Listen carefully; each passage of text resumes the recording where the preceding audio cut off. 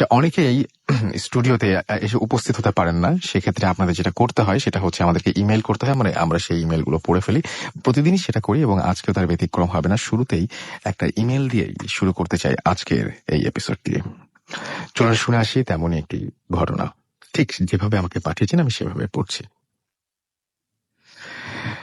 Hello Rasel ভাই, কেমন আছেন? আমি জানি আপনি সবসময় ভালোর দলে। আমি মোহাম্মদ ফয়সাল। আমার বাড়ি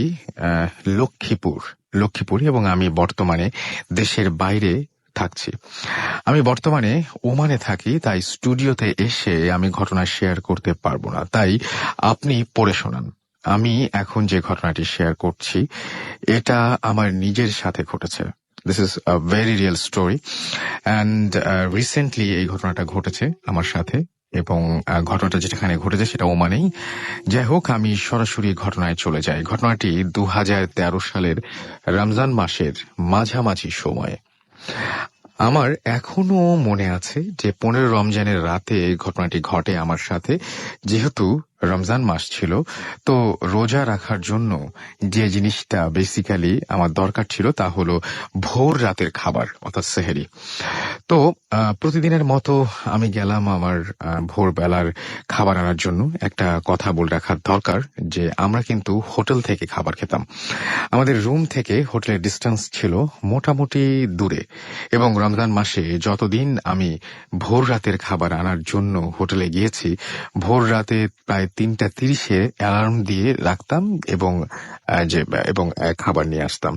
তো যেদিন ঘটনাটি ঘটে ওই রাতে আমি অ্যালার্ম দিতে ভুলে যাই। তো হঠাৎ করে ওই রাতে আমার ঘুম ভাঙে। তো আমি টাইমটা না দেখে খাবার আনার জন্য হোটেলের দিকে রওনা হই। আমি এখনো বুঝতে পারি না কেন যে আমি ওই রাতে টাইম না দেখে বের হলাম। যাই হোক, আমি বের হলাম। বের হতেই রাস্তায় কেমন যেন নীরব একটা ব্যাপার ফিল করলাম, যে সব দিক খুব বেশি নীরব হয়ে আছে, অন্য দিনের মতো না। তো আমি আমার মতো করে হেঁটে হোটেলে চলে গেলাম এবং হোটেলে গিয়ে আমি একটু অবাক হলাম। হোটেলে আমি ছাড়া আর কেউ নেই। এমন তো হওয়ার কথা না।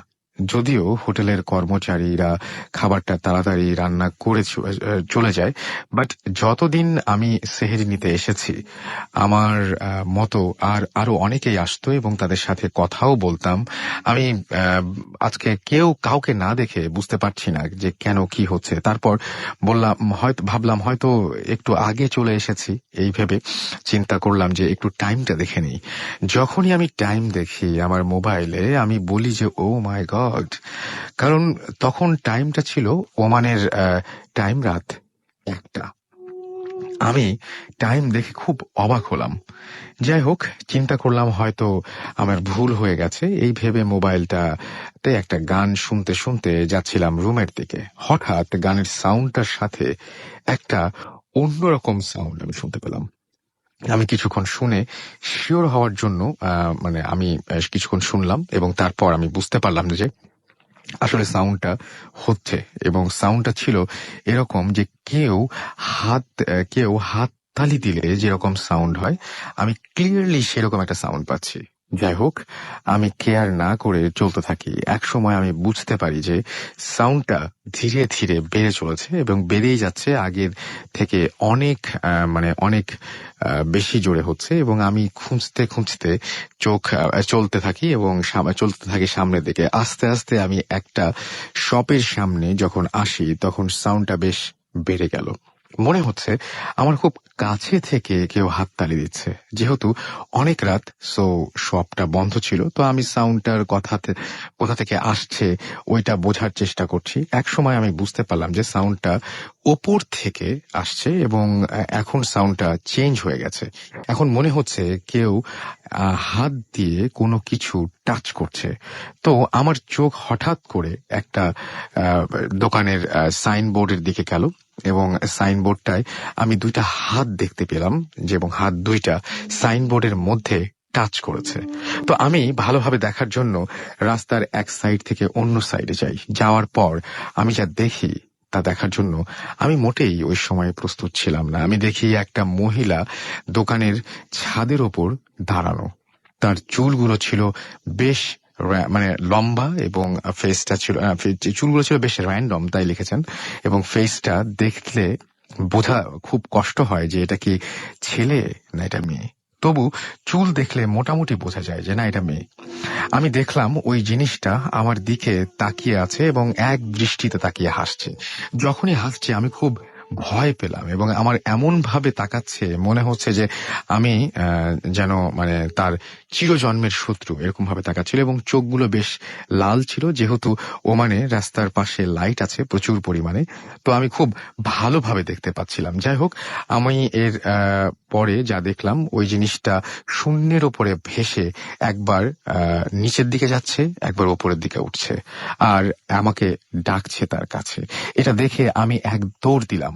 কিছু দূর গিয়ে আমি পেছনে তাকিয়ে দেখি কিছু নেই, কিন্তু দুর্ভাগ্যবশত আমি দেখি যে রাস্তার পাশে একটা খেজুর গাছের মধ্যে ওই জিনিসটা বসে আছে। তখন আমি ওই জিনিসটার ফেসটা দেখি, খুব বিভৎস, মনে হয় শরীরে এক ফোঁটা মানে কোনো রক্ত নেই, কোনো এক ফোঁটা পরিমাণের ব্লাড নেই এই শরীরের মধ্যে। এবং এটা দেখে আমি এক দৌড়ে রুমে চলে গেলাম। পরে সকালে আমি আমার মাকে বললাম আমার জন্য একজন হুজুরের কাছে যাওয়ার জন্য। আমি প্রথমে কিছু বলি নাই, পরে উনি হুজুরের কাছ থেকে যা শুনেছেন তা হলো কেউ একজন আমার পেছনে মানে জাস্ট একটা মানে মহিলা জিন বলি বা পরি বলি, সে আমার পেছনে লেগেছে এবং সে নাকি সব সময় আমাকে এভাবে ভয় দেখাবে। তারপর আমি মাকে সব খুলে বলি। আমি আজ পর্যন্ত এটার কোনো সলিউশন খুঁজে পেলাম না। এই ছিল আমার ঘটনা। ভালো লাগলে পড়ে শোনাবেন। সত্যি আমি আসলে কতটুকু বোঝাতে পারলাম পড়ে আমি ঠিক জানি না, কিন্তু আপনি রাস্তায় চলতে চলতে দেখেন যে সাইনবোর্ডের ওপরে, অর্থাৎ কোনো সাইনবোর্ড বা বিলবোর্ড যাই বলি না কেন, তার উপরে একটা মহিলা পা ঝুলিয়ে বসে আছে বা এরকম যদি কিছু দেখেন, বা যদি আপনি দেখেন যে খেজুর গাছ তার মধ্যে একটা মহিলা, তাহলে রাতের বেলায় একা রাস্তা চারিদিক নীরব, কতটা ভয় লাগার কথা সেটা ভাবলেই বোঝা যায়। যাই হোক, এই ছিল ঘটনা এবং আশা করছি আপনাদের ঘটনাটা ভালো লেগেছে। আমি মোটামুটি এবার এই সপ্তাহেই একটি ঘটনায় সিলেক্টেড হয়েছে, মানে যেটা কিনা মানে পড়ার জন্য। সো বুঝতেই পারছেন যে এই ঘটনাটি আর যারা পাঠিয়েছেন তাদের মধ্যে সবচাইতে ভালো হিসেবে নির্বাচিত হয়েছে। আমাদেরকে নারিন চন্দ্র দাস ইউনিভার্সিটি অফ বরিশাল থেকে লিখেছেন। তিনি ভূত এফএম শুনছেন, আমাদেরকে এছাড়াও SMS করেছেন স্বপ্নময়ী ঢাকা থেকে, এবং আমাদেরকে SMS করেছেন দেখতে পাচ্ছি উদয়, এবং তিনি বলছেন যে the first story was super duper horrible. আমাদেরকে SMS করেছেন আপন, আমাদেরকে SMS করেছেন মামুন উত্তরা থেকে, এবং তিনি বলেছেন ভালো লেগেছে এবং লাগছে, বাট ভয় পাচ্ছে। ভয় তো পাবেই, ভয়ের মধ্যেও একটা ভালো লাগা আছে। জয় আমাদেরকে লিখেছেন যে ফার্স্ট ঘটনাটা অসম, আপনাদের জন্য আরো ভালো ঘটনা কিন্তু ওয়েট করছে, বিলিভ মি। আমাদেরকে ডিজে শামিম লিখেছেন হ্যাপি নিউ ইয়ার সাভার থেকে, আপনাকে নতুন বছরের অনেক অনেক শুভেচ্ছা। রনি চিরগং থেকে আমাকে SMS করেছেন, লিখেছেন ভাইয়া কেমন আছো, আমি সবসময় ভালো থাকি, সবসময় ভালো দলে। সম্রাট আমাদেরকে SMS করেছেন আমাদেরকে বেলাল কল্যাণপুর থেকে, SMS করেছেন আমাদেরকে বাপ্পি চিটাগং থেকে, এছাড়াও SMS করেছেন আমাদেরকে শহীদুল পাংশা রাজবাড়ি থেকে, আমাদেরকে ঋতু SMS করেছেন নেত্রকোনা থেকে, সাদিয়া আমাদের SMS করেছেন আমাদেরকে দেখতে পাচ্ছি সোহেল হাফসা SMS করেছেন আমাদেরকে অনেক ধানমন্ডি থেকে, ধানমন্ডি 27 থেকে SMS করেছেন, নতুন বছরের শুভেচ্ছা জানিয়েছেন। ফিরোজ আমাদের SMS করেছেন ওয়াবদা খুলনা থেকে, আমাদেরকে SMS করেছেন তানভীর নাটোর থেকে, এছাড়াও SMS করেছেন খায়রুল, SMS করেছেন শিপন খান, SMS করেছেন সাব্বির, SMS করেছেন কেয়া সহ আরো অনেকে। আপনি যদি SMS করতে চান তাহলে মোবাইলের মেসেজ অপশনে গিয়ে টাইপ করুন ফুর্তি FORTI ফুর্তি, স্পেস দিয়ে লিখুন আপনার নাম, স্পেস দিয়ে আপনার মেসেজ পাঠিয়ে দিন 9840 নাম্বারে। আমরা চলে যাব আমাদের প্রথম অতিথির কাছে, যিনি এসেছেন মাদারীপুর থেকে। আপনারা বুঝতেই পারছেন যে এই সিচুয়েশন মানে সবকিছু মিলিয়ে এখন মাদারীপুর থেকে আসাটা অনেক বেশি difficult, but he is here নাও, এবং তিনি আমাদের সাথে এখন একটা অভিজ্ঞতা, তার নিজের জীবনে ঘটে যাওয়া একটা অভিজ্ঞতা শেয়ার করবেন, এবং সেটা অবশ্যই ঢাকা মেডিকেলের, এবং তিনি তার পরিচয় দেবেন কি করতেন সেই সময়, তিনি এখনো যে পেশার সাথে তিনি যুক্ত রয়েছেন, সে সমস্ত পরিচয় তার কাছ থেকে শুনবো। আপনার নামটা প্লিজ বলবেন এবং আপনি জানিয়ে দেন যে আপনি ওই সময় যে সময় আপনি ঘটনাটা বলবেন সেই সময় আপনি কি করতেন। আমি রাসেল খান, মাদারীপুর থেকে এসেছি। আমি আমার 3টি অ্যাম্বুলেন্স ছিল, অ্যাম্বুলেন্সের ব্যবসা করতাম। ঢাকা মেডিকেলে আমার 2টি অ্যাম্বুলেন্স ছিল, ওইখানে আমি অ্যাম্বুলেন্সের ব্যবসা করতাম।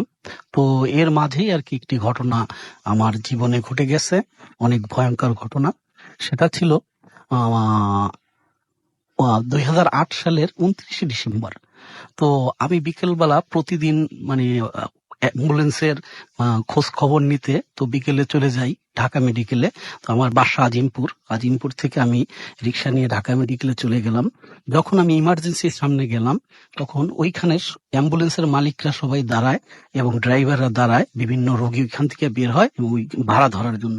তো আমি যখন ওইখানে গিয়ে দাঁড়ালাম দেখতে পেলাম একটা মানে অনেক বয়স্ক লোক, সে আর পিছনে তার ওয়াইফ খুব কান্নাকাটি করছে। তাদের একটা মানে তার মেয়ে মারা গেছে, আগুনে বার্নে মারা গেছে। তাকে মানে নেওয়ার জন্য তাদের কাছে ভাড়ার টাকা নাই। তার বাড়ি ব্রাহ্মণবাড়িয়া একটি গ্রামে, সেখানে নিবে, কিন্তু কোনো অ্যাম্বুলেন্সের ড্রাইভার বা মালিক কেউ রাজি হইতেছে না। তখন মানে তার কান্না এবং কাকুতি মিনতি দেখে আমি আমার ড্রাইভারকে বললাম যে বেচারা খুব সমস্যায় পড়ছে, গরিব মানুষ, টাকা নাই, তুমি গ্যাসের টাকা নিয়ে একে দিয়ে এসো। পরে ও বলল যে না, আমি এই ডেড বডি নিতে পারবো না। আমি ওরে বললাম যে কেন, কি হয়েছে? আপনি আসেন আগে ডেড বডিটা দেখেন, তারপর যদি মন হয় নেওয়ার মতো তাহলে আমি যাব। আমি বলছি, ঠিক আছে তাহলে চলো। পরে আমি ওই চাচাকে বললাম, চাচা চলেন তো আপনার মেয়েটাকে দেখে আসি। দোতলায় 3 তলায় বার্নিং উঠে সেখানে সে মানে ডেড বডিটা রাখা আছে এক সাইডে।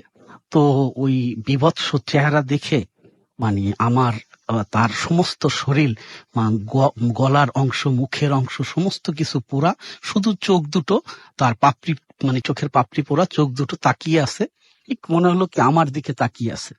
মানে এরকম মানে ভয়ঙ্কর দৃশ্য আমি দেখে আর দাঁড়িয়ে থাকতে পারলাম না। আমি ওইখান থেকে সাথে সাথে চলে আসলাম।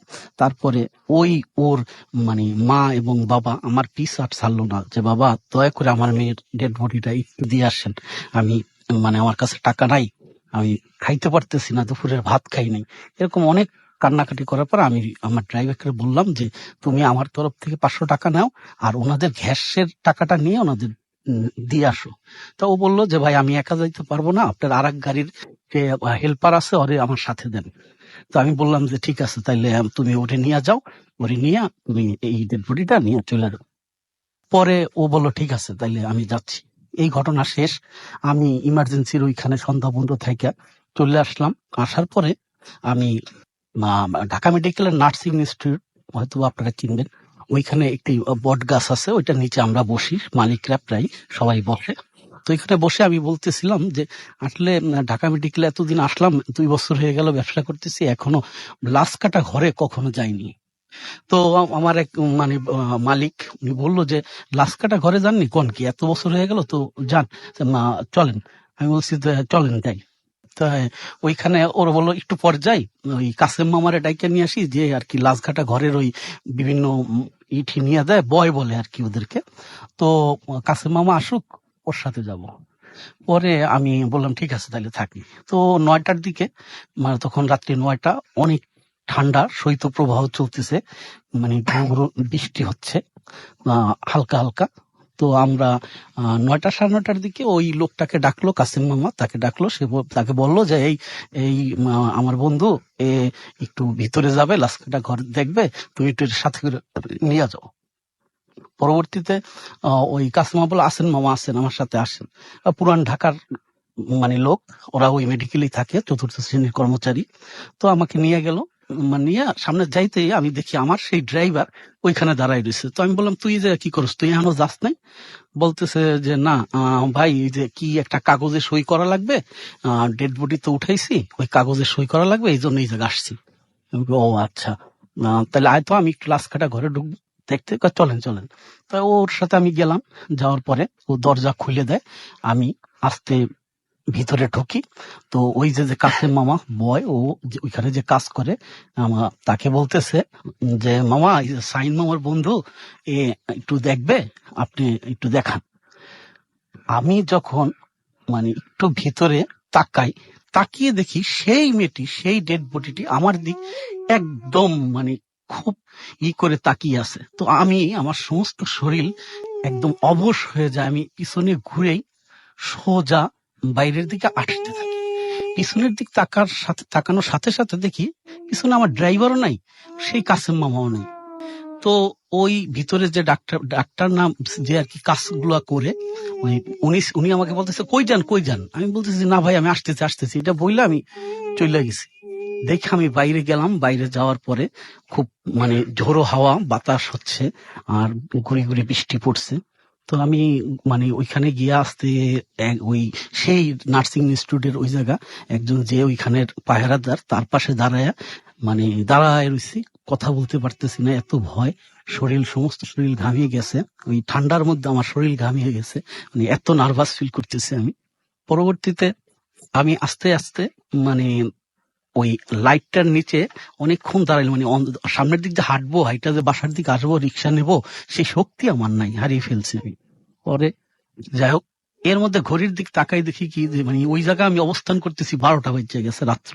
তো আমি বাসায় 10টার এদিকে থাকি না, কিন্তু ওইখানে ঘড়ির দিক তাকাই দেখি 12টা বাজে। পরবর্তীতে আমি আস্তে আস্তে একা হাঁটতে হাঁটতে আসছি শহীদ মিনারের যে মেডিকেলের গেটটা, ওইটার ওই পাশে আসছি, সামনে দেখি কোনো রিক্সা নাই। এত ভয় লাগতেছে। 12টা পর্যন্ত ওইখানে চায়ের দোকানগুলো থাকে, সেইগুলো বন্ধ, বৃষ্টি হচ্ছে তাই, এবং রিক্সা ভরা থাকে সবসময় মেডিকেল লোক আসে, কিন্তু ওই দিন কোনো রিক্সা নাই। তো আমি হাঁটতে হাঁটতে ওই শহীদ মিনারের পাশ দিয়ে যখন কিছু দূর আগাইছি, আগায়া ওই জগন্নাথ হলের এই সামনে যে চৌরাস্তার মোড়ে ওইখানে গেছি, পরে ওই ডেড বডিটা আবার সেই ডেড বডিটা আমার পাশে মানে বলতেছে পানি পানি, একটু পানি দে। আমি কোনো দিক না তাকিয়ে মানে ওইটার দেখে যে দৌড় মারছি, এক দৌড়ে গিয়ে ওই জগন্নাথ হলের একটু সামনে, হেঁটের একটু সামনে গিয়ে দেখি একটা রিক্সা ওদিক থেকে আসতেছে, লাভ দিয়া রিক্সাটায় উঠে বলি চাচা আমাকে একটু দিয়ে আসেন, আজিমপুর ছাপড়া মসজিদ, আপনি টাকা জানেন নিয়েন। আমি কাঁপতেছি, রিক্সা সহ কাঁপতেছে। তখন রিক্সাওয়ালা বলতেছে যে কি হয়েছে আপনার, আপনি একটু ঘামতেছেন কেমন করতেছেন? আমি চাচা আপনি চালান, কোনো কথা বললেন না। চাচা চালাইতেছে ঠিক জগন্নাথ হল পার হয়ে যখন ওই একটু সামনে আগাইছি, অন্ধকার, ওইখানে গেছি, আবার যখন আমি ঘুরে ডান দিকে তাকালাম, ওই ডেড বডিটা আইসা আবার আমার রিক্সার চাকা ধরার জন্য এবং হামাগুড়ি দিয়ে আগাচ্ছে।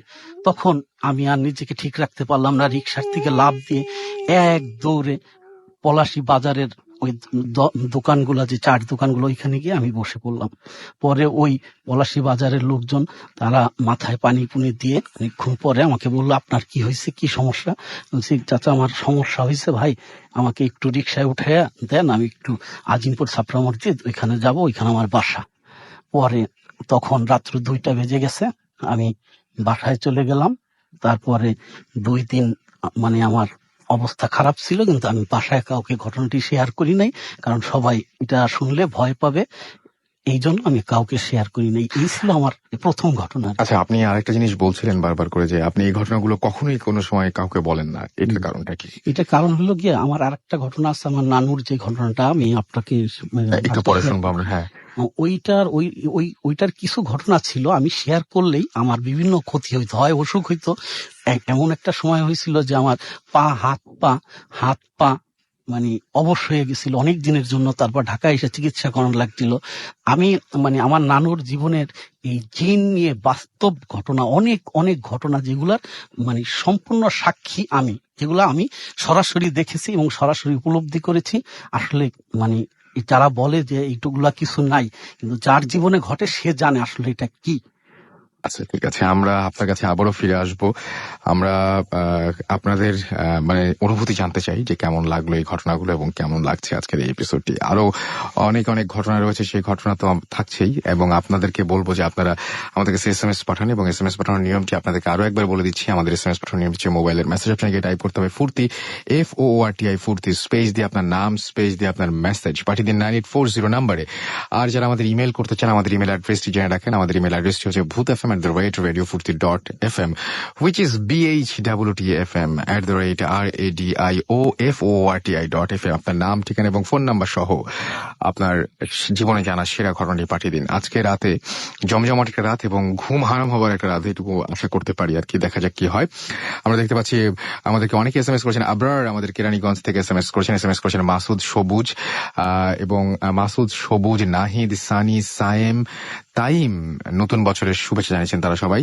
আমাদেরকে SMS করেছেন দেখতে পাচ্ছি পিয়াল পিরাল গাজীপুর থেকে এসএমএস করেছেন আমাদেরকে, এসএমএস করেছেন আমাদের বাবু ডুমুরিয়া থেকে নতুন বছরের শুভেচ্ছা জানিয়েছেন। ইথিকা আমাদের এসএমএস করেছেন, সবাইকে নতুন বছরের শুভেচ্ছা জানিয়েছেন। বেল্লাল আমাদের এসএমএস করেছেন চিটাগং থেকে, এবং তিনি বলছেন ভূত এফএম খুব ভালো লাগছে। আমাদেরকে এসএমএস করেছেন ইমরান এসএমএস, এবং তিনি আমাদেরকে নতুন বছরের শুভেচ্ছা জানিয়েছেন। ভূত এফএম অসম হয়েছে এটা জানাচ্ছেন। আদ্রিতা আমাদের এসএমএস করেছেন আমাদেরকে দেখতে পাচ্ছি নুরুল ইসলাম জামালপুর থেকে, এবং তিনি একা ভূত এফএম শুনছেন। বাড়ি পুঠিয়া থেকে রাজশাহী থেকে আমাদের এসএমএস করেছেন আমাদেরকে অপূর্ব, তুষার, রাফু, সৈয়ব, নিপা, সাকিব, টেন্ডুলকার খুলনা নোয়াপাড়া থেকে এসএমএস করেছেন আমাদেরকে। নাহিদ নাটোর থেকে, জুনায়েদ মোহাম্মদপুর থেকে আমাদের এসএমএস করেছেন। ভূত এফএমকে নতুন বছরের শুভেচ্ছা জানিয়েছেন। আনোয়ার এবং তার ওয়াইফ আফরিন খুলনা থেকে আমাদের এসএমএস করেছেন এবং সবাইকে নতুন বছরের শুভেচ্ছা জানিয়েছেন।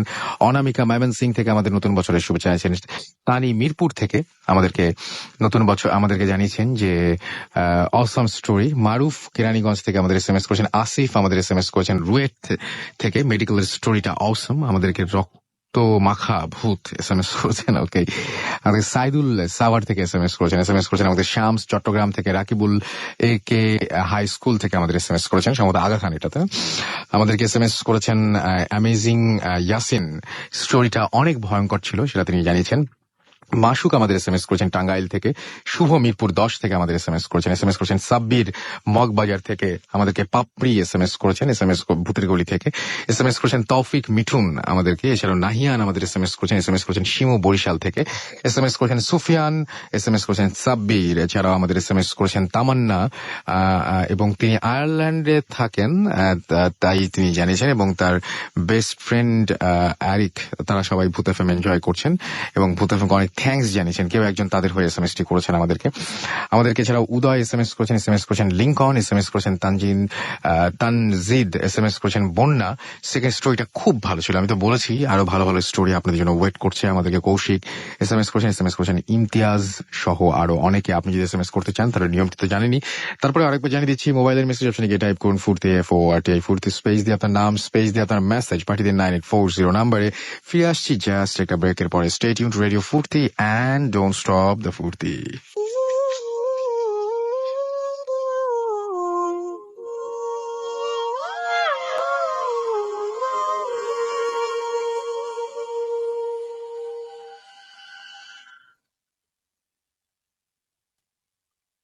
Hot FM, haunted by Airtel.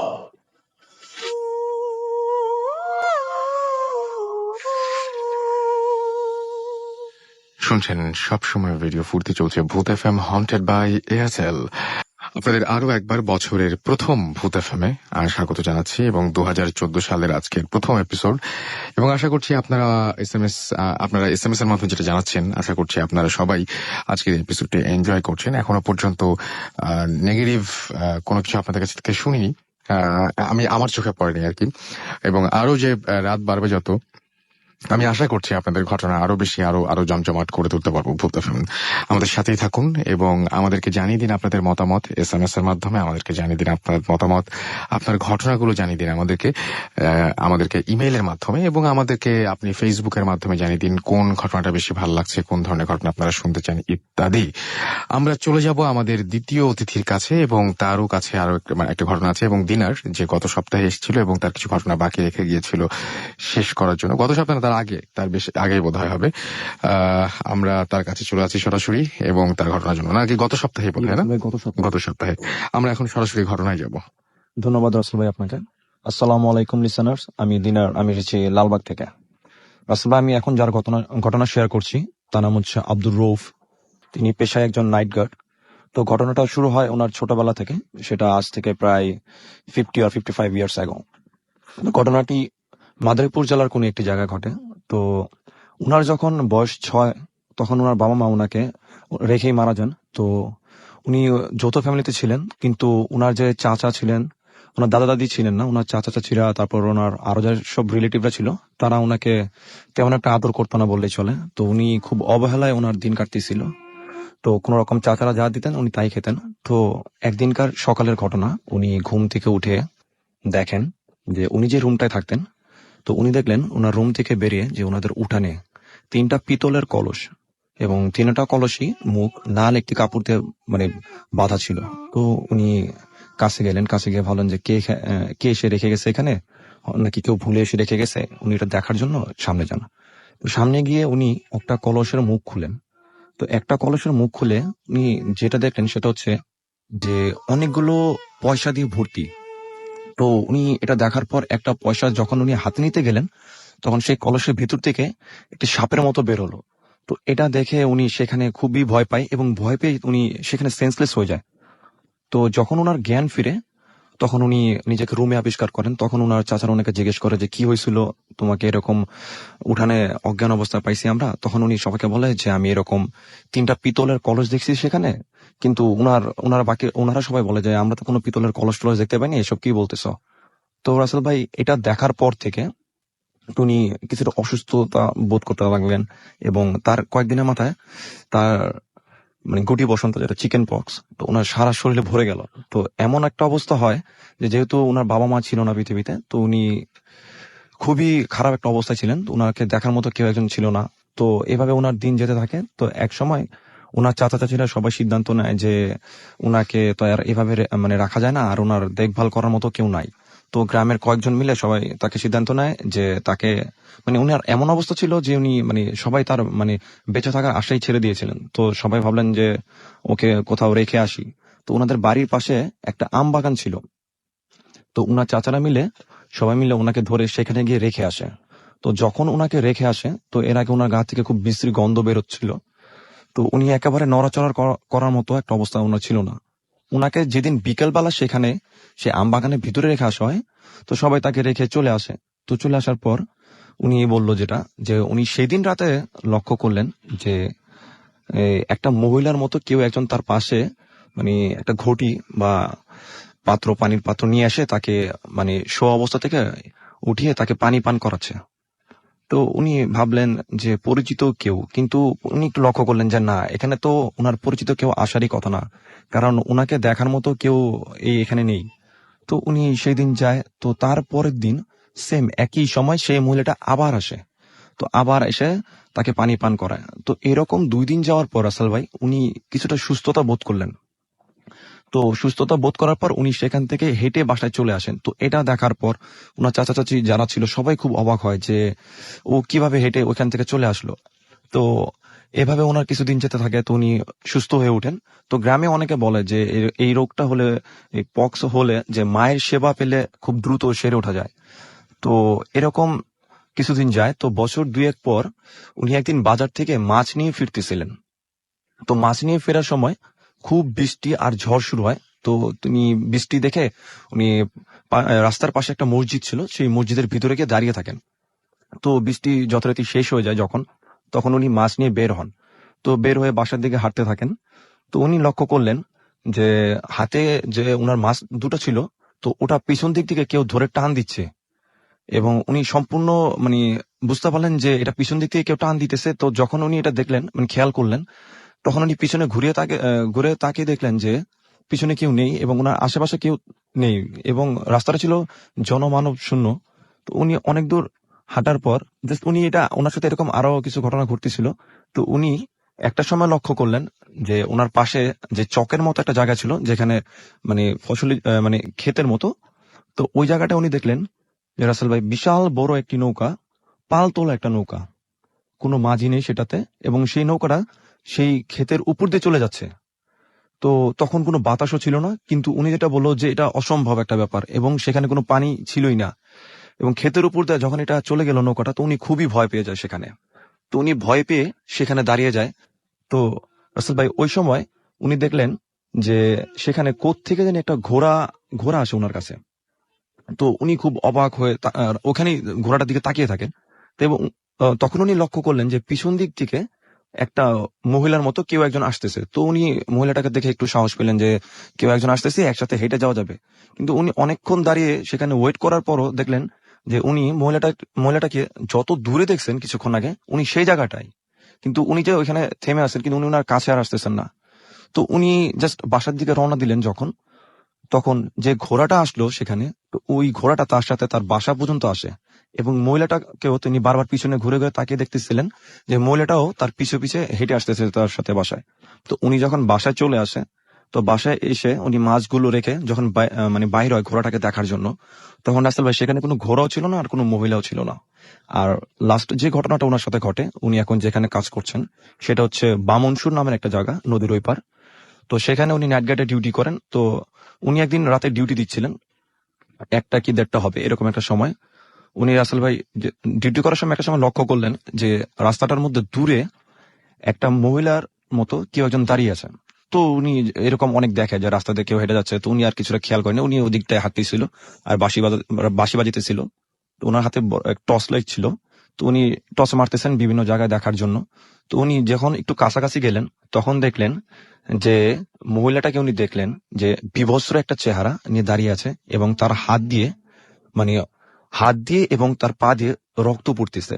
তো এবং উনার দিকে আসতেছে, তেরে উনার দিকে আসতেছে। তো উনি দেখলেন যে ওই যেখান দিয়ে হেঁটে আসতেছে মহিলাটা, তার ওই জায়গাটায় মানে রক্ত পড়েছিল। তো এটা দেখার পর রাসেল ভাই উনি খুব ভয় পায়। তো উনি ভয় পেয়ে মানে নিজে নিজে আশেপাশে যারা ছিল তাদেরকে ডাকতে শুরু করলেন যে এখানে কে আছেন দেখেন। আর উনি খুব বাঁশি বাজাতে লাগলেন। তো তখন উনি তার পিছন দিক থেকে মানে কারো হেঁটে আসার শব্দ পেলেন। তো যখন তিনি তার পিছন দিক থেকে কারো হেঁটে আসার শব্দ পেলেন, তখন তিনি পিছে তাকিয়ে দেখলেন ওই যে মহিলাটিকে যাকে তিনি ছোটবেলায় দেখছিলেন আমবাগানের ভিতরে এবং যেদিন মাছ নিয়ে ফিরতেছিলেন, সেই মহিলাটি তার পিছন দিক দিয়ে হেঁটে আসতেছে। তো এটা দেখার পর রাসেল ভাই যখন উনি সামনে ঘুরে টর্চ ফেলে, তো সামনে ঘুরে দেখে যে বিভৎস চেহারার মহিলাটিকে উনি সামনে দেখছিলেন সেটা নেই। তো এটা দেখার পর উনি আবার পিছনে ফিরে তাকান এবং পিছনে ফিরে তাকিয়ে দেখেন যে পিছনে যে মহিলাটাকে তিনি দেখছেন একটু আগে, সেই মহিলাটা ওনার সাথে নেই। এটা দেখার পর আসলে উনি খুবই ভয় পান। তো উনি অনেক যারা এই জিন তারায় বা এরকম যেসব বুজুর্গ লোক আছে উনি তাদেরকে কাছে গিয়ে বলেন ঘটনাগুলো, তারা কেউ তার কোনো সলিউশন দিতে পারেনি এবং কেউ বলেনি যে তার সাথে কোনো খারাপ জিনিস বা ভালো জিনিস আছে কিনা। কিন্তু রাসেল ভাই উনি প্রায় সময় এই মহিলাটিকে দেখতে পায় এবং আমি যদি রাসেল ভাই কখনো সুযোগ পাই ওনাকে নিয়ে আসবো, ওনার সাথে এই মহিলা নিয়ে আরো কিছু ঘটনা আছে। অনেক ধন্যবাদ আপনাকে। আমরা চলে যাচ্ছি একটা ছোট্ট বিরতিতে এবং বিরতির পরে আবারও ফিরে আসছি। আমাদের সঙ্গে থাকুন। স্টে টিউনড রেডিও ফুর্তি, এন্ড ডোন্ট স্টপ দ্য ফুর্তি।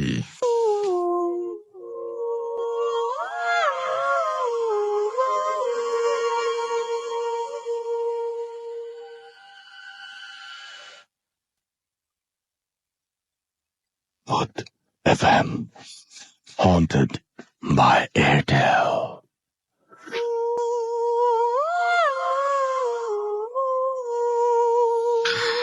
শুনছেন সবসময় রেডিও ফুর্তি, বাংলাদেশের সর্ববৃহৎ রেডিও নেটওয়ার্ক। আর আমি রাসেল আছি, হাতে চলছে ভূত এফএম হন্টেড বাই এয়ারটেল 2014 সালের প্রথম এপিসোড এবং 2014 সালের প্রথম ভূত এফএমে আপনাদের সবাইকে স্বাগত জানাচ্ছি। যারা এতক্ষণ পর্যন্ত আমাদের সঙ্গে রয়েছেন তাদেরকে অনেক অনেক ধন্যবাদ জানাচ্ছি।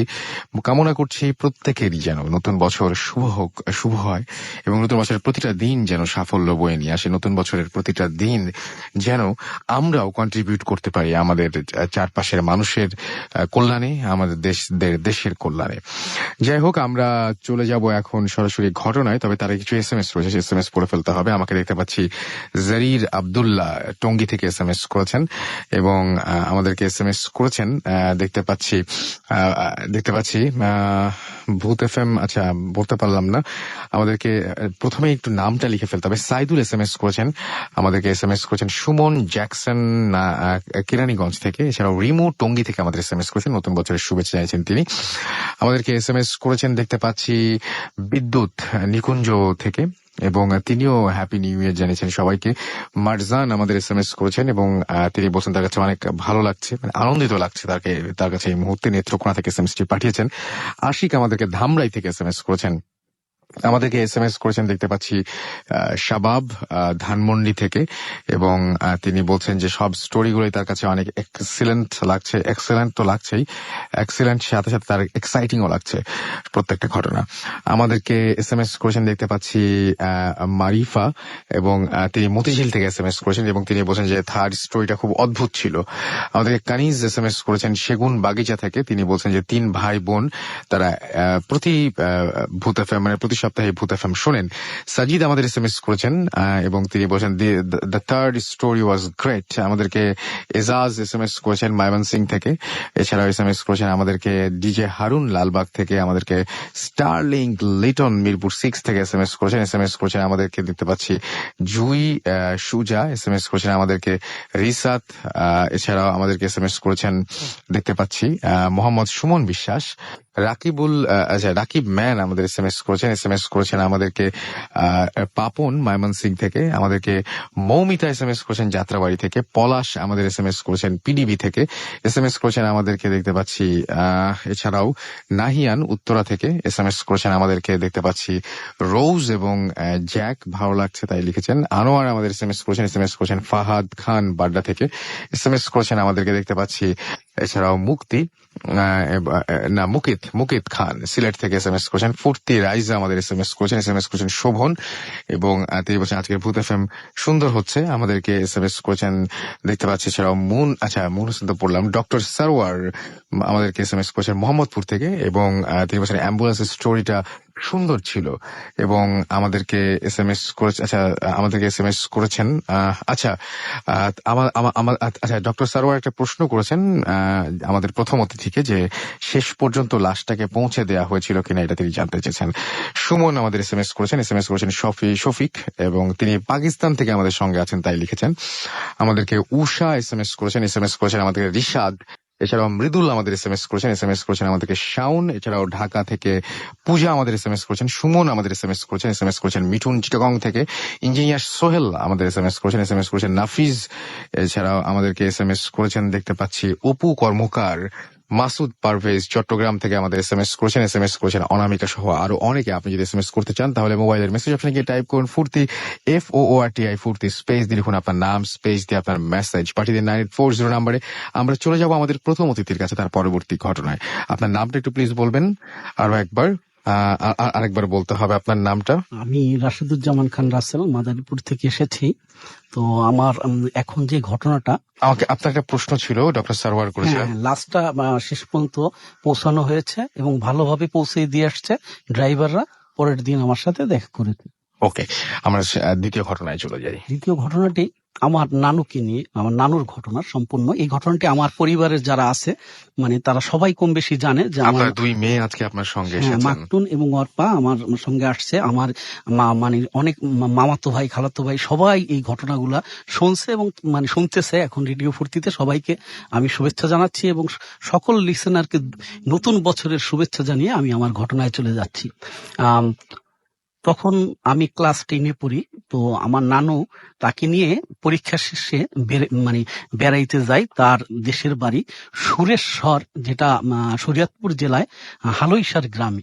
তো ওইখানে যাওয়ার পরে একদিন রাত্রে আমার নানুর চাচি এবং নানুর ভাই দুজনে আমার নানুকে নিয়ে ওই ভারে বসে, আর কি বলে এটা, ভারে বসে আল্লাহ আল্লাহ জিকির করে, অনেক জিকির করতে থাকে।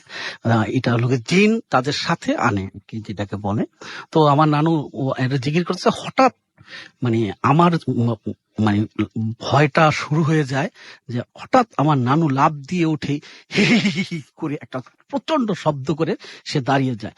তার চোখ দুটো রক্তে লাল, এরকম দেখতে প্রচন্ড ভয়ঙ্কর। আমি ওইটা দেখে নিজ দিক করে আমি বসে যাই। তারপর ওরা আমার ওই নানা এবং নানুর চাচি তাকে অনেক প্রশ্ন করে। সে বিভিন্ন প্রশ্ন বলে যে আমি নদীর পাড়ে থাকি, রক্ত খাই, মোরগ খাই। তোমার এই বাল্যক যাকে যার সাথে আসে তাকে বাল্যক বলে। এই বাল্যক তো আমাকে আগে অনেক খাওয়াইতো, এখন খাওয়ায় না। এটার একটা ঘটনা আছে যে আমার নানুকে স্বপ্নে দেখাইতো আগে যে একজন হুজুর সে এসে বলতো যে তুই অমুক জায়গায় 2টা মুরগি, কালো মুরগি রাইখা দে। তো নানু আমাদের সাথে আলাপ করতো, নানার সাথে আমার খালারদের সাথে। তারা বলতো তোমার যেহেতু স্বপ্নে দেখায় তুমি দিও। আমরা ওই 2টা কালো মুরগি এনে ওই আমার নানুর বাড়ির পিছনে, এটা মাদারীপুরের, যখন রাখতাম রাত্রেবেলা সন্ধ্যার দিকে রেখে আসতো। ও যেভাবে বলতো ওইভাবে বেঁধে রেখে আসতো। সকালবেলা দেখতাম ঠিক ময়লা ফালায় যেখানে, ওইখানে শুধু পশমগুলো আছে, আর কিচ্ছু নাই, মুরগি 2টা নেই। এরম মানে কয়েক সপ্তাহ দেওয়ার পরে আমার মানে নানুর অনেক মানে অসুস্থ হয়ে পড়ে পরে সে এক হুজুরের কাছে যায়। পাশেই আমার এক মামাতো ভাই আরবাব এবং আদিয়াপ, ওরাও শুনছে কথা। ওর দাদা এইগুলার চিকিৎসা দিত, তার কাছে যায়। দেওয়ার পরে সে বলছে যে আপনি আর এইগুলা করেন না, দিয়েন না, এটা একটা শয়তানের খেলা। পরবর্তীতে যাই হোক ওই ঘটনা চলে গেল। আমি ওই নানুর বাড়ি, তাকে জিজ্ঞাসা করে এর মধ্যে ওই মানে আমার নানু বলতেছে যে এই বাড়িতে 3 মাস পরে একটি বিয়া হবে, বিয়া ঢোল ঢক্কর বাজায় বিয়া। আপনারা মানে ওই 3 মাস পর যখন 3 মাস শেষ হয় ওই দিনই আমার এক মামি সে বিষ খেয়ে ওই বাড়িতে, মানে যেদিন ও বলেছিল ওই দিনই মারা যায়। মানে বিষ খেয়ে সে আত্মহত্যা করে আমার মামি। সেই মামি তখন ক্লাস 10-এ পড়তো, আমার মতোই, মানে আমিও 10-এ পড়তাম, মামিও 10-এ পড়তো। আমার মামা মানে বিয়ে করেছিল নতুন, 6 মাস হবে, ঠিক 3 মাস পর আমার নানি মারা যায়। তার মানে যা বলছিল সত্য হয়েছিল। যাই হোক, আমি আমার মূল ঘটনায় চলে যাই। পরে আমার নানি যখন মানে এগুলো জিজ্ঞেস করেছে, হঠাৎ আমার নানি মানে ভার চলে যায়, সে অজ্ঞান হয়ে পড়ে যায়। তো আমি মানে আমার খুব বাথরুম চাপে। তো গ্রামের বাড়ি, তো ঘরের পিছনে বিরাট একটা মানে বাগান, জঙ্গল, ওই জঙ্গলের এক সাইডে বাথরুম, একদম এক সাইডে। তো আমি আমার ওই নানাকে বলি, নানা আমি একটু বাথরুমে যাব। তো নানা আমাকে একটা হেরিকেন জ্বালিয়ে আমাকে নিয়ে যায় বাথরুমে, ওইখানে দিয়ে বলে তুমি ঢোকো, আমি সামনে আসি। তো আমি হেরিকেনটা বাইরে রেখে আমি বাথরুম শেষ করে আমি যখন বেরোই দেখি ওই নানা নাই, হেরিকেন ঠিক জ্বলতেছে। তো আমি হেরিকেনটা নিয়ে একটু ভয়ে ভয়ে আগাইতেছি। যেই ঘরের সামনে আসছি দেখি আমার নানু বাইরে হাইটা যাইতেছে। তো এরকম অনেকবার হয়েছে আমার নানুর সাথে, যখন এটা ভার করে তখনই নানু ঘরের থেকে বাইরে দৌড়ে যায় গিয়া। তো আমরা পিছ থেকে তাকে ধরে রাখতাম। আমি ওই দিনই স্বাভাবিক মনে করছি নানু মনে হয় বাইরে যেতেছি গিয়া। তো আমি নানুর পিছ দৌড় দিলাম। দৌড় দিয়ে গিয়া নানুকে যখন ওই বাড়ির উপরে মানে সামনে একটা বড় রাস্তা, মাটির রাস্তা কাটছে, ওইটা এখন পিচ ঢালি হয়ে গেছে, আগে অনেক বড় রাস্তা ছিল। ওই রাস্তা থেকে নানুর বাড়ির থেকে রাস্তায় উঠতে অনেকটা উপরে উঠতে হয়। তো আমি নিচ থেকে নানুরে যখন আমার মানে তার পুটটা ধরলাম, নানু কই যান দাঁড়ান, সে আমাকে একটা ধাক্কা দিল। আমি উড়ে মানে ওই রাস্তার আরেক পারে গিয়ে পড়ে গেলাম। মানে এত শক্তি ছিল যে আমি কাপড়টা ধরে রাখছি, আমাকে এক টান দিয়ে ফালাই দিয়া নানু ওই রাস্তা দিয়া নাইমা নদীর পার, ওইখান থেকে কিছু দূর আগাইলেই চারপাশে আখ খাত, ধান ক্ষেত, ওইটার মাঝখান দিয়ে পথ। ওই নদীতে আমরা সবাই ওই বাড়িতে বেড়াইতে গেলে গোসল করি, এবং ওই বাড়ি এবং এলাকার লোকজন ওই নদীতেই গোসল করে। তো তখন এত রাত্রে নানু হেঁটে হেঁটে ওই নদীর পারে চলে গেল, আমি তার পিছ মানে চিল্লাচিল্লি করতে করতে যাইতেছি। আমি যাইতে যাইতে দেখি নানু নদীর মাঝে, মানে কিছু দূর হাইটা, হয় নদীর ভিতরে অনেক দূর হাইটা যাওয়া যাইতো, মানে বুক পর্যন্ত পানি ছিল। তারপরে আবার বড় নদী, পদ্মা নদী অনেক বড়। তো ওই নদীর মানে কিছু দূর গিয়ে সে ডুব দেয় আর বড় বড় মাছ উঠায় আর মাছ খায়। আমি বাইরের এই পারে দাঁড়ায় এত চিৎকার করতেছি, সে করে কি কিছুক্ষণ পরে ডুব দেয়, উঠে একটা মাছ খায়, আবার আমার ফিক্কা মাইরা বলে এই তুই খা। আমি বলতেছি যে নানু আমি মানে সব লোকজন ডাককে আনবো, আপনি আসেন এমন করেন না, আসেন। অনেকক্ষণ ট্রাই করতেছি, কিন্তু সে আর আসতেছে না, সে খালি ডুব দেয় আর ওইটা করে। তখন দূর থেকে একটা নৌকা, বড় নৌকা আসতেছে। নৌকাটার এক মানে রাসেল ভাই, নৌকার এক সাইডে যে ওরা রাত্রে সকালে ভাত রান্ধে এবং ওরা খায়, পরে পদ্মায় যায় মাছ ধরতে। তো ওই যখন আপনার ওই আগুন জ্বলতেছে দেখতেছে, তখন আমি নানুরে বললাম ওই যে নৌকার লোক আসতেছে, ওইটা দিয়ে আপনার এখন ওই আগুন দিয়ে আপনার এখন ধরামো। এটা বলার সাথে সাথে নানু করলো কি আস্তে সুন্দরভাবে উঠা আমার পাশ দিয়া আবার হাঁটতে হাঁটতে বাড়ির দিকে আসতেছে। তো আমিও তার পিছ হাঁটতে হাঁটতে বাড়ির দিক যাইতেছি। ঠিক যখন ওই রাস্তাটার কাছে গেছি, সে করলো কি মানে সে হলো হাঁটে, আমি হলো দৌড়াই। বিষয়টা এরকম, আমি পিছ দৌড়াই আর সে হলো হাঁটতে যায়, মানে সে এত স্পিড তার হাঁটায়। পরে ওই রাস্তার উপরে যখন উঠা আবার যখন নামতে গেছে, আমি একটু পিছনে। এরপর যখন আমি রাস্তার উপরে উঠছি দেখি কেউ নাই। আমি দৌড়ে গেছি, আস্তে আস্তে যাই ঘরের ভিতর যখন ঢুকলাম, ঘরে গিয়া দেখি রাসেল ভাই, আমার যেই নানু ওই যে জিন তার উপরে ভার করছিল, তারপর সে ঠাস করে শুয়ে পড়ে, সেই নানু সেইভাবে আছে শোয়া, সেই জায়নামাজটার উপরে, তার গায়ে কোনো ভিজা পানি পুনি কিচ্ছু নাই। আমি একদম আমার সমস্ত শরীর অপসে, মানে আমি আর কথা বলতে পারি না। আমি আস্তে মানে নেমে আমি তখন চিন্তা করি যে আসলে সে আসলো ভিজা নদীর থেকে ডুবাইয়া, তার এই অবস্থা। আমি অবাক হয়ে যাই।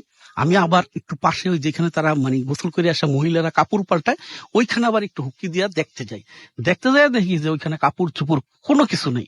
এই আমি ঘরে আসলাম আর আমি অজ্ঞানের মতো হয়ে আস্তে পড়ে গেলাম। ওইভাবে আমি 2 দিন ছিলাম। পরবর্তীতে আমাকে তারা এত ডাকছে উঠানের জন্য, আমি আর উঠতে পারি নাই। আমাকে খাওয়ার জন্য ডাকছে, বিভিন্ন করছে তারা। এসে তুমি ভয় পাইছো নি জিজ্ঞাসা করতেছে, আমি কিছু বলার শক্তি আমার ছিল না। ওইখানে পরে আমার ওই জায়গা যে আমার নানু এরা সবাই যে ওইখানে জান শরীফ মৌলানার একটা দরবার শরীফ আছে, সুরেশ্বর পীরের বাড়ি বলে সবাই, ওইখানে আমাকে নিয়ে যায়। নিয়ে গিয়ে ওই জায়গা যখন একটা হুজুরের দিয়া ঝাড়ফুঁক করে এবং গোলাপ জল আছে ওইটা পইরা আমার গায়ে পানি মারে, তারপরে আমি ওই সাথে সাথে আমার শরীর ভারও চলে যায়, আমি সুস্থ হয়ে তারপরে আমি মাদারীপুর চলে এসেছি। এই ছিল আমার ঘটনা। সকলকে ধন্যবাদ। আপনাকে অনেক ধন্যবাদ। ঘড়িতে সময় রাত 12টা বেজে 57 শুনছেন সবসময় রেডিও ফুর্তি, বাংলাদেশের সর্ববৃহৎ রেডিও নেটওয়ার্ক। চলছে 2014 সালের প্রথম ভূত এফএম এবং আপনাদের SMS পাচ্ছি আমরা দেখতে পাচ্ছি আমাদের ময়মনসিং থেকে SMS করেছেন নিপা, আমাদেরকে শাকিল মাহমুদ মিলন বরিশাল থেকে SMS করেছেন এবং আমাদেরকে SMS করেছেন দেখতে পাচ্ছি জলি আনোয়ারা চট্টগ্রাম থেকে, এবং আমাদেরকে SMS তিনি রিসেন্ট স্টোরিটা তার কাছে বেশ ভালো লেগেছে। আমাদেরকে মুন হোসাইন SMS করেছেন এবং তিনি খুব ভয় পাচ্ছেন স্টোরি শুনে, সেটা তিনি লিখেছেন। আমাদেরকে ইমন SMS করেছেন মিরপুর 1 থেকে। রিয়াদ আমাদের SMS করেছেন ঢাকা থেকে, ভালো লাগছে তাই লিখেছেন। সাইমন আমাদের পল্লবী থেকে SMS করেছেন এবং তিনি মাত্র জয়েন করলেন আমাদের সাথে। সাদিয়া আমাদের SMS করেছেন ময়মনসিং থেকে। তানভীর ইসলাম তানিম আমাদের SMS করেছেন সাভার থেকে। আমাদেরকে SMS করেছেন আরিফুল, এছাড়াও স্বপন SMS করেছেন জিসান এবং অশ্রু। আমাদেরকে SMS করেছেন আনান, SMS করেছেন আমাদেরকে দেখতে পাচ্ছি রাজ ফারদিন, নাফিজ খুলনা থেকে SMS করেছেন এবং আমাদেরকে SMS করেছেন দেখতে পাচ্ছি জাহির খান, SMS করেছেন মাসুদ রাজপুর নাটোর থেকে। আমাদের SMS করেছেন রাকিব ম্যান একে খান একে স্কুল থেকে। আমাদেরকে SMS করেছেন দেখতে পাচ্ছি উৎস উত্তরা থেকে এবং তিনি বলছেন ফার্স্ট গেস্টের স্টোরিটা অনেক বেশি ভয়ঙ্কর ছিল, তিনি এতক্ষণ ধরে ঘটনা বললেন। আমাদেরকে তৌহিদুর SMS করেছেন, তৌহিদুর রহমান রনি।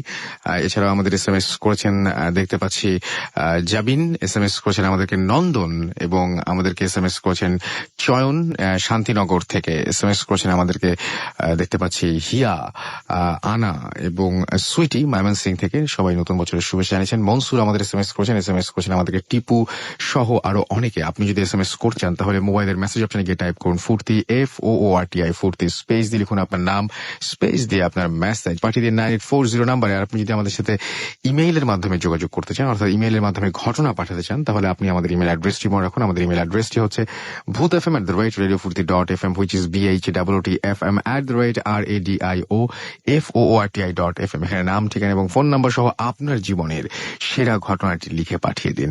আপনি অবশ্যই শুরুতে প্লিজ উল্লেখ করুন, অবশ্যই উল্লেখ করতে হবে সেটা হচ্ছে যে আপনি ঘটনাটিকে এখানে এসে শেয়ার করতে চান নাকি আপনি চান যে আপনার ঘটনাটা আমরা পড়ে শোনাই। যারা দেশের বাইরে অবস্থান করছেন তাদের কাছে অনুরোধ থাকলো যে আপনারা লিখে না পাঠিয়ে সরাসরি আপনার ঘটনাটি রেকর্ড করে তারপরে আমাদের কাছে পাঠিয়ে দিন। আর ঘটনাটি সবসময় আপনার হতে হবে এমন কোনো কথা না, আপনার পরিবারের কারো হতে পারে, আপনার খুব ঘনিষ্ঠ কোনো বন্ধুর হতে পারে। তবে আমরা কখনোই একসেপ্ট করি না এ ধরনের কোনো ঘটনা যে ঘটনাটি পূর্বে কোথাও প্রকাশিত হয়েছে। কেউ যদি নিজের ঘটনাও শেয়ার করে থাকেন অন্য কোথাও, তাহলে আমরা সেটা প্রচার করতে চাই না। আমাদেরকে SMS করেছেন দেখতে পাচ্ছি আরো অনেকেই, কিন্তু SMS তো পড়বই আর ঘটনাও শুনবো আমরা। তবে তার আগে একটা ছোট্ট বিরতিতে আমাদের যেতে হবে, বিরতিটা নিয়ে আসি, আমাদের সঙ্গেই থাকবেন। আর তার আগে জানিয়ে দিই যে আনফরচুনেটলি যদি আজকের এই এপিসোডটি কেউ মিস করে ফেলেন তাহলে কি করবেন। আপনাকে সেক্ষেত্রে এয়ারটেল এম রেডিওর সাহায্য নিতে হবে। আপনার এয়ারটেল নাম্বার থেকে ডায়াল করতে হবে 4040, সিলেক্ট করতে হবে চ্যানেল 22। দেখবেন যে একের পর এক বিভিন্ন এপিসোডের অপশন আপনাকে দেওয়া হচ্ছে এবং যে এপিসোডটা আপনি মিস করেছেন বা যে এপিসোডটা আপনি পুনরায় শুনতে চান সেটা কিন্তু আপনি চাইলে সেখান থেকে শুনে ফেলতে পারবেন। আর যদি আপনি চান যে ভূত এফএম টিউনটা আপনার কলার টিউন বা মাই টিউন হিসেবে সেট করবেন তাহলে কি করতে হবে, তাহলে মোবাইলের মেসেজ অপশনে গিয়ে টাইপ করতে হবে CT, স্পেস দিয়ে টাইপ করতে হবে কোড নাম্বারটি এবং কোড নাম্বারটি হচ্ছে 92125 এবং এসএমএসটি সেন্ড করতে হবে 3123 নাম্বারে এবং তাহলে দেখবেন যে টিউনটি সঙ্গে সঙ্গে আপনার হয়ে গেছে। এই ছিল ছিল নিয়ম কানুন, এবং আপনাদের অনেকেই এই মাত্র জয়েন করলেন। সুতরাং যারা জয়েন করেছেন তারা SMS এর মাধ্যমে আমাদের জানাবেন যে নতুন বছরটা আপনার মানে কি বলবো, যে নতুন বছরে আপনি ভূত এফএম এর কাছ থেকে কি এক্সপেক্ট করেন। সেটা আপনি অবশ্যই অবশ্যই, আমাদের অনেক প্ল্যান রয়েছে, সো আমরা মিলিয়ে টিলিয়ে কিছু একটা করতে চেষ্টা করব। অবশ্যই অফকোর্স আমরা সেটা চেষ্টা করতে পারি। আর আমাদেরকে সেজন্যই আপনাদের SMS করতে হবে, এবং আপনাদের SMS গুলো আমাদের কাছে কিন্তু সযত্নে সংরক্ষিত থাকে, এবং আমরা সব SMS না পড়তে পারলেও আমরা নিজেরা কিন্তু পড়ি ম্যাক্সিমাম যে সমস্ত SMS গুলো রয়েছে। সো আপনারা আপনাদের মূল্যবান যে সমস্ত মতামত, সেই মতামতগুলো অবশ্যই SMS এর মাধ্যমে আমাদের শেয়ার করতে পারেন, ইমেইলের মাধ্যমে শেয়ার করতে পারেন, ফেসবুকের মাধ্যমে শেয়ার করতে পারেন। আচ্ছা, ফেসবুকের অ্যাড্রেসটা দেওয়া হয়নি। ফেসবুকের অ্যাড্রেস হচ্ছে www.facebook.com/Radio Furti। চলে যাচ্ছে একটা বিরতিতে। স্টে টিউন টু রেডিও ফুর্তি অ্যান্ড ডোন্ট স্টপ দ্য ফুর্তি। আর তার আগে একটা কথা বলবো, সেটা হচ্ছে যে মাদারীপুর থেকে এই অবস্থায় এসছেন, এই জন্য আপনাকে অনেক অনেক অনেক অনেক ধন্যবাদ স্টুডিওতে কষ্ট করে আসার জন্য। আমরা সকলকে আমার পক্ষ থেকেও ধন্যবাদ এবং নতুন বছর শুভেচ্ছা। ওকে, আমরা চলে যাব এখন একটা বিজ্ঞাপন বিরতিতে, এবং বিরতির পরে আবারও ফিরে আসছি। স্টে টিউন টু রেডিও ফুর্তি অ্যান্ড ডোন্ট স্টপ ফুর্তি।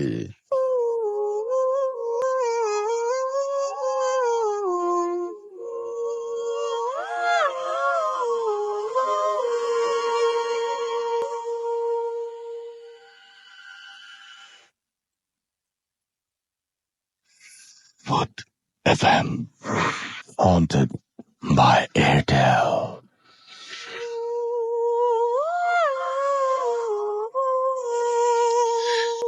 শুনছেন সবসময় রেডিও ফুর্তি, বাংলাদেশের সর্ববৃহৎ রেডিও নেটওয়ার্ক। চলছে ভূত এফএম হান্টেড বাই এয়ারটেল। আমি রাসেল আছি সাথে, আমার সাথে রয়েছে আজকের অতিথিরা। ঘড়িতে সময় রাত 1:07 এবং চলছে ভূত এফএম এর নতুন বছরের প্রথম এপিসোড। আমি এবং মাসুম একসাথে আছি, এবং আমরা আশা করছি যে আপনাদের সবার নতুন বছরটা অনেক অনেক অনেক অনেক ভালো কাটবে। যাই হোক, সবাইকে আরো একবার এই আওয়ারেও আরো একবার আপনাদেরকে জানাচ্ছি নতুন বছরের শুভেচ্ছা। আশা করছি সবাই এনজয় করছেন আমাদের সাথে, এবং বাকিটা সময় আমাদের সাথেই থাকবেন। আমরা চলে যাব আরো একটি ঘটনায়, এবং এই ঘটনাটি আমাদের সাথে শেয়ার করবেন ফারনান, এবং ফারনান এসছেন পুরান ঢাকা থেকে। তার কাছে সেই ভয়ঙ্কর ঘটনাটা যেটা আমি শুনেছি আর কি, সেই ঘটনাটি শুনে ফেলি। হ্যালো লিসেনার্স, আমি ফারনান পুরান ঢাকা থেকে এসেছি। আর প্রথমেই রাসেল ভাই এবং মাসুম ভাইকে আমি জানাচ্ছি নতুন বছরের অনেক শুভেচ্ছা, এবং সেই সাথে রেডিও ফুর্তির যারা লিসেনার্স আছেন এবং ভূত এফএম যারা লিসেনার্স, তাদের সবাইকে জানাচ্ছি অনেক অনেক হ্যাপি নিউ ইয়ার।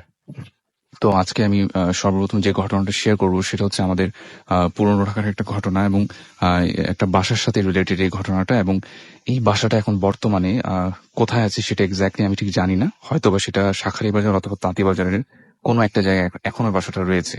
কিন্তু বর্তমানে বাসাটা একটা 4তলা বিল্ডিং, কিন্তু এর আগে বাসাটা একটা অনেক পুরনো একটা বাসা ছিল, এবং সেটাকে ভেঙে তারা এখনকার অবস্থায় নিয়ে আসে। আর এই বাসার মালিক যে ছিল এখনো অবশ্য মালিক আছে সেটার, উনি হচ্ছেন একজন পুরনো হিন্দু জমিদার। তো উনি ছিলেন একজন হিন্দু জমিদার, এবং ওনাদের বাসাটা যখন প্রথমে পুরনো ছিল কনস্ট্রাকশন করানোর আগে, তখন এই বাসাটার একটা স্পেসিফিক নাম সবাই জানতো, এবং এই বাসাটার নাম ছিল যে মন্দিরালা বাড়ি। কেননা বাসাটা অনেক পুরনো, অনেক দেয়ালগুলো অনেক পুরনো ছিল, দেখতেও প্রায় ব্রিটিশ আমলের বাসাগুলোর মতো ছিল। এবং সব থেকে যেটা মানে দেখার বিষয় ছিল সেটা ছিল যে মানে ছাদের উপরে, 3তলা ছাদের উপরে যে ওদের যে চিলেকোঠা ছিল সেটার উপরে মানে 4টা গম্বুজের মতো ছিল, সেটা ঠিক মন্দিরের মতো। এই জন্য অনেকেই সেই বাসাটাকে মন্দিরালা বাড়ি নামেও ডাকতো। তো সেই বাসাটাকে যখন ভেঙে মানে কনস্ট্রাকশনের জন্য ফাউন্ডেশন দেওয়া হবে, ঠিক তখনই তারা যেটা পায় যে মাটি যখন খোঁড়া হয় ফাউন্ডেশন দেওয়ার জন্য, তখন তারা ওই বাসাটার নিচ থেকে প্রায় 7টা কুয়া পায়। এবং সব থেকে অবাক বিষয় ছিল, প্রত্যেকটা কুয়াই ছিল তখন জীবন্ত। এত পুরোনো দিনের বাড়ি, মানে জীবন্ত কুয়া পাওয়াটা মানে একটা অবাক বিষয় ছিল। এবং প্রত্যেকটা কুয়া থেকে নাকি প্রচুর পানি বেরোচ্ছিল। তো তারা তারপর এই কুয়াগুলোকে মানে মাটি দিয়ে ভরাট করে পরে সেখানে একটা বর্তমানে যে বিল্ডিং সেটাকে দাঁড় করায়। তো যখন এই বাসাটাকে ফার্স্টে বানানো হয়, তারপর যে বাসার যে মালিক, যে হিন্দু জমিদার ছিলেন, তারা সবাই বাসায় উঠে স্থায়ীভাবে থাকা শুরু করে। তো প্রথমেই বেশ কয়েকদিন মানে কোনো সমস্যা হয়নি, বাসায় সব ঠিকই ছিল। কিন্তু একদিন হঠাৎ করে যে বাসার যে ওনার, সে হঠাৎ করে রাতে একটা অদ্ভুত স্বপ্ন দেখা শুরু করলো।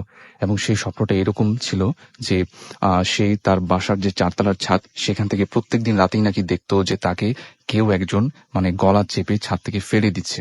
এবং সেটা ছিল অনেক ছোট্ট একটা বামুনের মতো মানুষ, এবং তাকে গলা চেপে ফেলে দিত এবং তাকে বলতো যে তুমি কাজটা ভালো করনি। তো এরকম সে প্রায় অনেক দিন, প্রায় 7 থেকে 8 দিন একই স্বপ্ন বারবার দেখতো। কিন্তু তখন সে বুঝতো যে মানে হয়তোবা কোনো রিজন আছে এটার পিছনে, কেননা এই বাসাটা অনেক পুরনো পুরনো দিনের ছিল এবং তাদের যে বাপ দাদার যে মানে কোন একটা হয়তো সমস্যা আগে থাকতেই পারে। তো তারপর সে যেটা করলো যে বাসায় অনেক পুরোহিত ডেকে আনলো, তারপরে সে বাসায় অনেক পুজো দিল। কিন্তু তারপরে যেটা হলো যে এই স্বপ্নটার সাথে দেখা বন্ধ ঠিকই হলো, মানে সে আর এই স্বপ্নটা দেখলো না ঠিকই, কিন্তু কিছুদিন পর পর বাসার যে যারা যারা সদস্য ছিল তারা মানে হুটহাট করে কিছু ছোটখাটো অদ্ভুত অদ্ভুত জিনিস বাসায় দেখতো। এবং সেটা হচ্ছে যে আহ, অনেক সময় ছোট ছোট বাচ্চার কান্নার শব্দ সেই বাসা থেকে শোনা যেত হঠাৎ করে।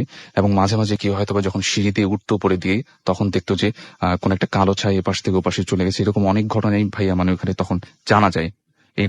ওই বাসাটার মানুষ যারা ছিল তারা দেখতো।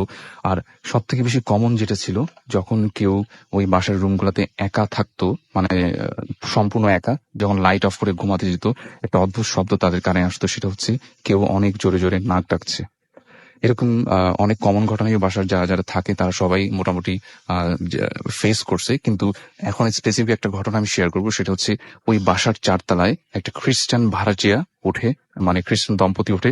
তারা এই ঘটনাটা ফেস করে এবং তারা যখন ফার্স্টে ওই বাসায় থাকা শুরু করে, প্রথম প্রথম তারাও মানে কোনো সমস্যা আসলে কিছু একটা দেখেনি। কিন্তু একদিন রাত্রে নাকি যে হাজবেন্ড ছিল, মানে তার হাজবেন্ড অ্যান্ড ওয়াইফ ওই বাসাটায় রাতে থাকতো, ওই রুমটাতে, 4 তলার যে ফ্ল্যাটটাতে সেখানে থাকতো। একদিন রাতে হাজবেন্ডকে সম্পূর্ণ একা সেই বাসাটাতে রাত্রে থাকতে হয়। ঠিক যখন সে রাত্রে মানে তার রুমে ঘুমিয়েছিল, তখন প্রায় গভীর রাত্রের দিকে সে একটা অদ্ভুত শব্দ তার কানে আসলো। সেটা হচ্ছে যে হঠাৎ করে মানে পানি পড়া শব্দ, ঝপঝপ ঝপঝপ করে পানি পড়া শব্দ। তখন সে চিন্তা করলো এত রাত্রে মানে পানি কোত্থেকে আসবে। সে ভালো মতো শব্দটাকে শুনলো এবং সে দেখলো যে এটা আসলে বাইরের থেকে না, এটা হচ্ছে তার রুম থেকে আসলে আসতেছে। এবং এই শব্দটা তার পাশের রুম থেকে আসতেছে, সেটা তার বাথরুম থেকে আসতেছে। মনে হচ্ছে কেউ সেই বাথরুমে গোসল করছে। এবং সেই গোসল করাটা এমন যে ভাইয়া যে কেউ যদি মগ থেকে পানি নিয়ে বালতি দিয়ে গোসল করে, ঠিক যেরকম শব্দ হবে, ঠিক সেরকম ঝপঝপ করে শব্দ হচ্ছে একটু পরপর। সে তখনও মানে কিছু বুঝতে পারেনি আসলে কি হচ্ছে। সে চিন্তা করে যে আমি পাশের রুমে যেয়ে দেখি, কেননা বাসায় তখন একদম খালি ছিল, তার ওয়াইফও বাসায় ছিল না। এই শব্দ কোত্থেকে আসবে আসলে। সে বাথরুমের সামনে গেল এবং দেখলো যে বাথরুমের গেটটা অর্ধেক ভেড়ানো এবং বাথরুমের লাইটটা তখনও জ্বলছিল। এমনকি সে যখন বাথরুমটা থেকে 2 হাত দূরে, ঠিক তখন তার মনে হচ্ছিল যে বাথরুমের ভিতরে কেউ দিব্যি গোসল করছে। পানির ঝপঝপ শব্দ সে তখনও শুনছিল। কিন্তু যখন সে বাথরুমের গেটটাকে ধাক্কা দিয়ে সরালো, সে দেখলো যে ভিতরে কিচ্ছু নেই এবং ফ্লোরটা সম্পূর্ণ শুকনা, 1 ফোঁটা পানিও সেই ফ্লোরে ছিল না এবং বালতিগুলো সম্পূর্ণ উল্টানো ছিল। তো এটা দেখার পরে সে বেশ ঘাবড়ে গেল। আর এই বাসার কিছু কিছু স্পেসিফিক ঘটনাগুলো সে আগে থেকেই জানতো এবং সে তখন ভয় পাওয়া শুরু করলো যে ব্যাপারটা কি আসলে, এই শব্দ আমি কোত্থেকে পেলাম। সে সাথে সাথে বাথরুমের গেটটা লক করে দিল এবং লাইটটাকে অফ করে তার পাশের রুমে সে ঘুমাতে চলে গেল।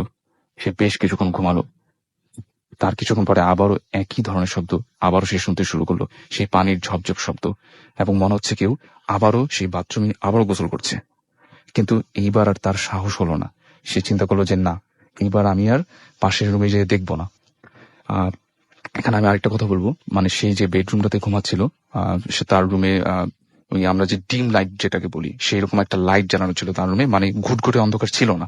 আর তার যে বেডটা ছিল সেটা হচ্ছে আপনার অনেক উঁচা এবং নিচে যে খালি জায়গা থাকে, মানে বক্স খাট না, এরকম একটা বেডে সে ঘুমাচ্ছিল, মানে নিচে খালি জায়গা। তো সে চিন্তা করলো যে না, এবার আমি আর পাশের রুমে মানে খাটটা অনেকটা এরকম যে খাটের নিচে ঢোকা যায়। হ্যাঁ রাইট, হ্যাঁ এরকম, মানে এরকম পুরান ঢাকায় আমাদের মানে Right. এরকম খাট এখনো রয়েছে। তো সে চিন্তা করলো যে না, আমি আর পাশের রুমে যেয়ে দেখবো না। আর সে তার মানে সে সাহসটা হারিয়ে ফেলছিল। সে চিন্তা করলো যে না, আমি একদম আমার বেডরুমের দরজা খুলে একদম নিচে চলে যাব, মানে নিচে গিয়ে কাউকে যদি পাই তখন কাউকে ঘটনাটা শেয়ার করব। মানে একা সে আর থাকতে পারতেছিল না ভয়।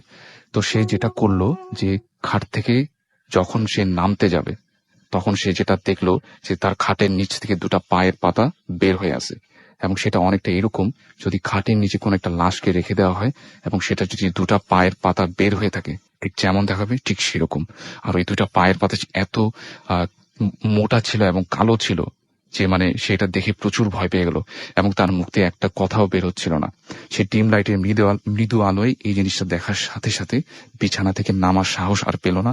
সে বিছানায় তার একটা কম্বল ছিল, সেই কম্বলটা মানে মুখের উপরে নিয়ে রাখলো, যাতে আর কিছু সে দেখতে না পারে, কোনো কিছু যদি আরো ঘটে সে যাতে এগুলো দেখতে না পারে।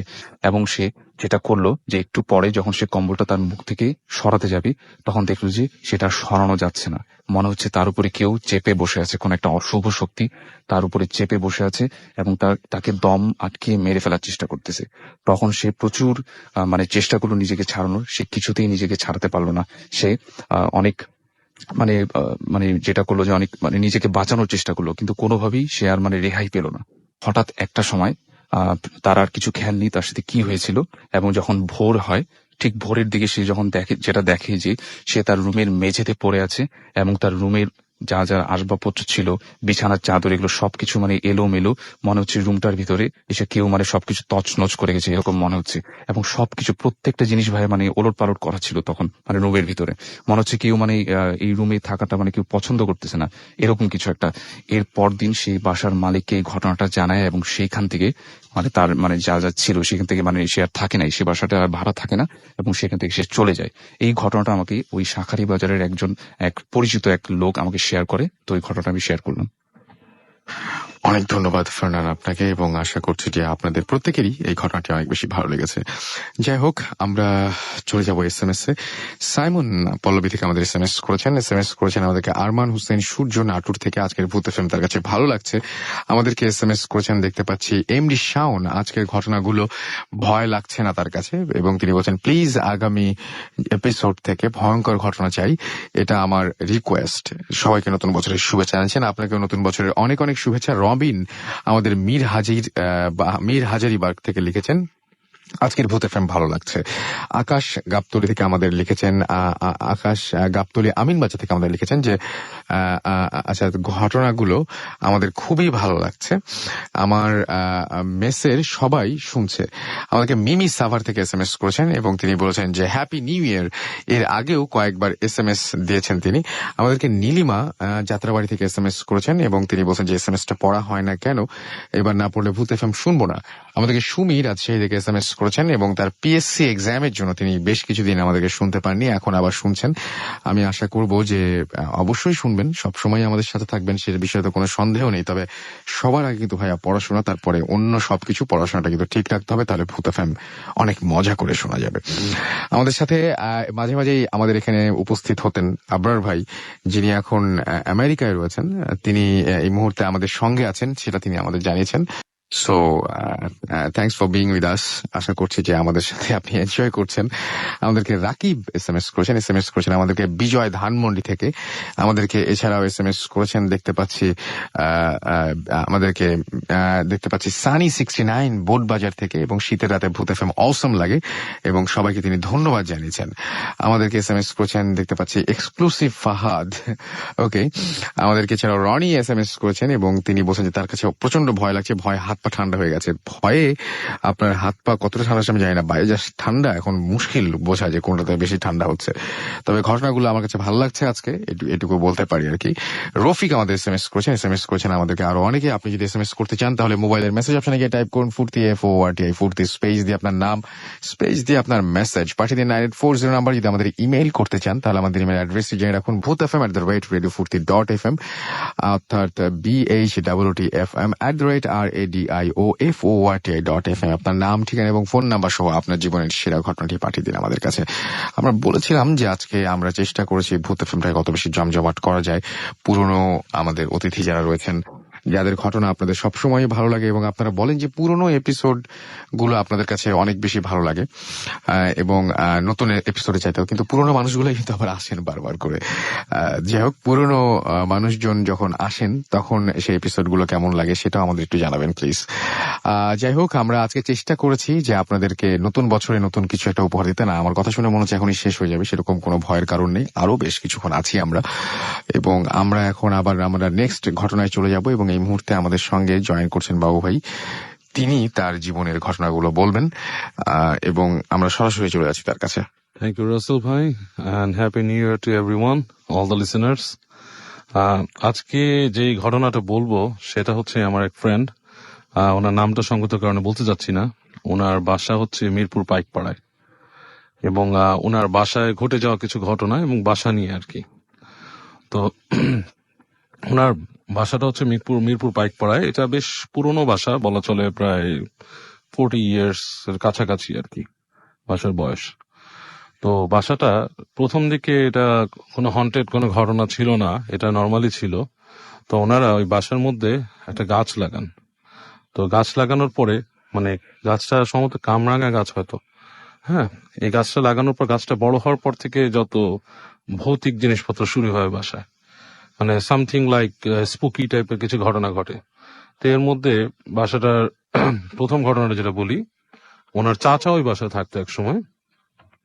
তো চাচা প্রায় রাতে একটা জিনিস ফিল করতো, একটা রুম ছিল, রুমটার মধ্যে শোয়ার পরে যেটা আমাদের মাসুম ভাই মাঝে মাঝে ফিল করে স্টুডিওতে, যে উনার বুকের উপরে মনে হতো হঠাৎ মানে ভারী কোনো মানুষ, মানে লোমশ কোনো মানুষ এসে ওনার বুকে উঠে বসতো এবং ওনার হাত পা টেনে ধরতো। হ্যাঁ, এটা তো অনেকে আবার ওই যে বোবা ধরা বলে, কিন্তু আমি অনেকে শুনেছি ঠিক জিনিসটা এমনও নাকি না। না, এবং ওই চাচা উনি সজ্ঞানে থাকতেন। উনি যখনই ওনার বুকে, এবং উনি মানে স্পেসিফিকলি বর্ণনা করছে যে যে উঠে বসতো সে বেশ বড় টাইপের একজন মানুষ, লোমশ টাইপের, এবং ওনার বুকে উঠে পড়ে ওনার হাত পা টেনে ধরে রাখতেন। উনি একটু নড়তে পারতো না, শব্দ করতো, এবং মানে প্রচন্ড উনি গড় করে শব্দ করতো, বাট নড়তে পারতো না। এনিওয়েজ, তো উনি তখন শেষ পর্যন্ত বিরক্ত হয়ে যেটা করে, আপনার কাজের মানুষ যারা আছে বাসার, এরকম দুটো কাজের মানুষকে বলতো, তোমরা আমার বাসার আমার রুমের বাইরে থাকবা, আমার যদি এরকম ফিল হয় তোমরা যখন গোঙানি শুনবা তখন এসে আমাকে ঘুম থেকে উঠাবা। এবং কাজের মানুষ এরকম কয়েকবার করছে কাজটা। সেটা করার পরে দেখা যাচ্ছে যে একদিন উনি ভয়ঙ্কর কিছু ওনার সাথে ঘটে। ওই দিন উনি একলা ছিল ওই বাসায়, এবং এই ঘটনার পর থেকে উনি বাসা থেকে চলে যায়, এবং ওই বাসা উনি আর কখনই আসে না। এখনো নাকি দেখা করতে আসলে দূর থেকে আসে, 1 ব্লক দূরে গাড়ি রেখে উনি ওখানেই ডাকে, ওখানে কথা বলতে ওখান থেকে চলে যায়, বাসায় আর ঢোকে না। তো বুঝতে পারছেন, একজন বয়স্ক মানুষ, তিনি বাসায় আর ঢোকে না। So there is something very bad spooky happen to him, যেটা উনি কারোর সাথে আলোচনাও করে না এখনই। তো যেটা হয়, একদিন ওই বাসায় আমাদের ফ্রেন্ড বিয়ে করেন, ভাবি দেশের বাইরে থাকেন। তো ভাবি যখন বাসায় আসেন, একদিন রাতে ওনারা ছাদে যান সন্ধ্যার সময়। ছাদে কিছুক্ষণ সময় কাটায় গল্প করে, যখন সন্ধ্যা হয়ে আসতেছে তো এই সময় বাসায় নামে। তো যখন নেমে আসছে ওনারা দুজন, তো মনে হচ্ছে যে ওনাদের মাঝখান থেকে একটা বাতাসের মতো কিছু একটা প্যাস করে গেছে। তো এটা প্যাস করে যাওয়ার পর ওনার ভাবির কাছে একটু স্পুকি লাগে ব্যাপারটা, মানে কেমন যেন লাগে ওনার কাছে, মানে গা শিরশিরানি একটা ব্যাপার। তো ওনারা যখন নেমে আসে, সিঁড়ির গোড়ায় দেখা হয় ওনার এক চাচার সাথে। তো তিনি বলেন যে, তোমরা উপর থেকে আসছো, তুমি দাঁড়াও। উনি খুব পরেশগার টাইপের মানুষ। উনি যেটা করে, ভাবির কপালে হাত দিয়ে দোয়া করে একটু ফু দেয়। ফু দেওয়ার পরে উনি বলে যে, কি হয়েছিল, আপনি কেন, এটা কি হলো, এর ফু দিলেন কেন, কি ব্যাপার? তো বলে যে, মা, তোমার সাথে একটা অশরীরী জিনিস চলে আসছিল উপর থেকে, তো এরকম সন্ধ্যার সময় যাবা না ছাদে। বলে উনি তারপর বলে, যাও, এখন যাও বাসায়। তো উনি অ্যাপার্টমেন্টে আসে। তো ওই দিন গভীর রাত, ওই ফ্রেন্ড উনি কাজ করছেন পিসিতে রাতে, ভাবি শুয়ে আছেন বিছানায়, ঘুমাই গেছে। তো এরকম সময় হঠাৎ করে ভাবি মানে ওনার নাম ধরে আস্তে আস্তে ডাকতেছে। ডাকটা অদ্ভুত টাইপের, হ্যাঁ, যে যেমন ধরেন ধরলাম ওনার নাম, ধরেন যে কোনো একটা এক্স ধরলাম আর কি, আস্তে আস্তে ওনার নাম ধরে ডাকছেন। তো নাম ধরে যখন ডাকছেন তখন উনি আস্তে আস্তে বলতেছে, কি ব্যাপার, ডাকতেছো কেন? তো কোনো রেসপন্স নাই। তো উনি একসময় ওই ইসের থেকে, চেয়ার থেকে উঠে যে ভাবির কাছে যায়, যে বলে, কি ব্যাপার, ডাকতেছে কেন? তখন ভাবি মানে থাপ করে চোখ মেলে, এবং চোখ মেলাটা খুব অস্বাভাবিক, যেমন একটা মানুষ যদি হঠাৎ শুয়ে থেকে চোখ মেলে, ঠিক সেভাবে চোখটা মেলে। মেয়েটে, উনি শুদ্ধ ভাষায় কথা বলতেন সবসময়, উনি ঠিক অশুদ্ধ টাইপের ভাষায়, মানে যেটা কলিক্যাল যে টাঙে আমরা কথা বলি, বলে যে, আমাকে ডাকছো কেন, উঠালে কেন ঘুম থেকে, এবং গলার টোনটাই ডিফারেন্ট। তো উনি বেশ থতমত খেয়ে যায়। বলে, কি ব্যাপার? এবং এতটুকু কথা বলে ভাবি আর কোনো কথা বলতে থাকে না, চুপ করে আসছে, তাকায় আসছে। তো উনি তখন ভাবিকে জোরে ধাক্কা দেয়। তো জোরে যখন ধাক্কা দেয় তখন মনে হয় তার ঘুমটা দ্বিতীয়বার ভাঙলো। ধর্ম করে উঠে বসে চিৎকার চিল্লাচিল্লি করে যে, আমি এতক্ষণ এমন একটা জগতে ছিলাম অন্যরকম, আমি তোমাকে ডাকতেছি, তুমি শুনতেছো না, চিৎকার করে ডাকতেছিলাম তোমাকে। তখন উনি বলে, না, এরকম তো কিছু হয়নি, তুমি আস্তে একবার ডাকছো। যাক, রাতটা অনেকক্ষণ ওনারা কাটিয়ে দেয় ওভাবে আর কি জেগে থেকে। তো ভাবি তো পরে ওখান থেকে চলে যায়, কিন্তু ওই বাসায় আরো ঘটনা ঘটে। ওই বাসাটাতে ওনার এক ফ্রেন্ড, ওই বাসায় এই ধরনের ঘটনা যেহেতু ঘটে এবং অনেক সময় অনেক অনেক শব্দ শুনে এটা শুনে, তো ওনার এক ফ্রেন্ডকে উনি এই ঘটনাগুলো বলতো যে আমাদের বাসায়, ফ্রেন্ড মানে অনেকের সাথে আলাপ করতো, আমাদের সাথে আলাপ করছে। তো বললো যে এরকম আমার বাসায় এরকম এরকম ঘটে সেই। তো একটা ফ্রেন্ড একদিন বলছে তোর বাসায় কি আছে, সব ফালতু এসব জিনিসের কোনো বেল নাই, হ্যাঁ আমি এগুলাকে কেয়ার করি না, ভয় পাই না, যাবো তোর বাসায়। তো একদিন ওই ফ্রেন্ডটা আসছে বাসায় দিনের বেলা, তখন এসে বাসায় ঢুকছে। ঢোকার পরে ওনার যে রুমটা, ওনার অ্যাপার্টমেন্টটা, উনি ওখানে একাই থাকেন আর কি। তো ওখানে ঢুকছে, ঢুকে বসে ল্যাপটপে কাজ করতেছে ফ্রেন্ডটা। তার ওই বাসায় ঢোকার সময় নাকি ফ্রেন্ডটা বলছিল যে আহ, এই বাসায় কি আছে, জিন আছে না কি আছে, আমি এগুলা দেখতে চাই, তোরা পারলে আমার কিছু করিস, এরকম কিছু কথা বলে ফ্রেন্ডটা ঢুকছে। তা ঢুকে ল্যাপটপে কাজ করতেছে বসে বসে। তো এই সময় হঠাৎ করে সে শোনে আর কি, এটা হচ্ছে পরে ফ্রেন্ডের কাছ থেকে শোনা ঘটনাগুলো, কিন্তু ফ্রেন্ডটা শুনে যে জানলার মধ্যে কেউ টোকা দিচ্ছে, টক টক টক টক করে কি টোকা দিচ্ছে, আর বলতেছে আমাকে ভেতরে ঢুকতে দাও, একটা মেয়ের গলা।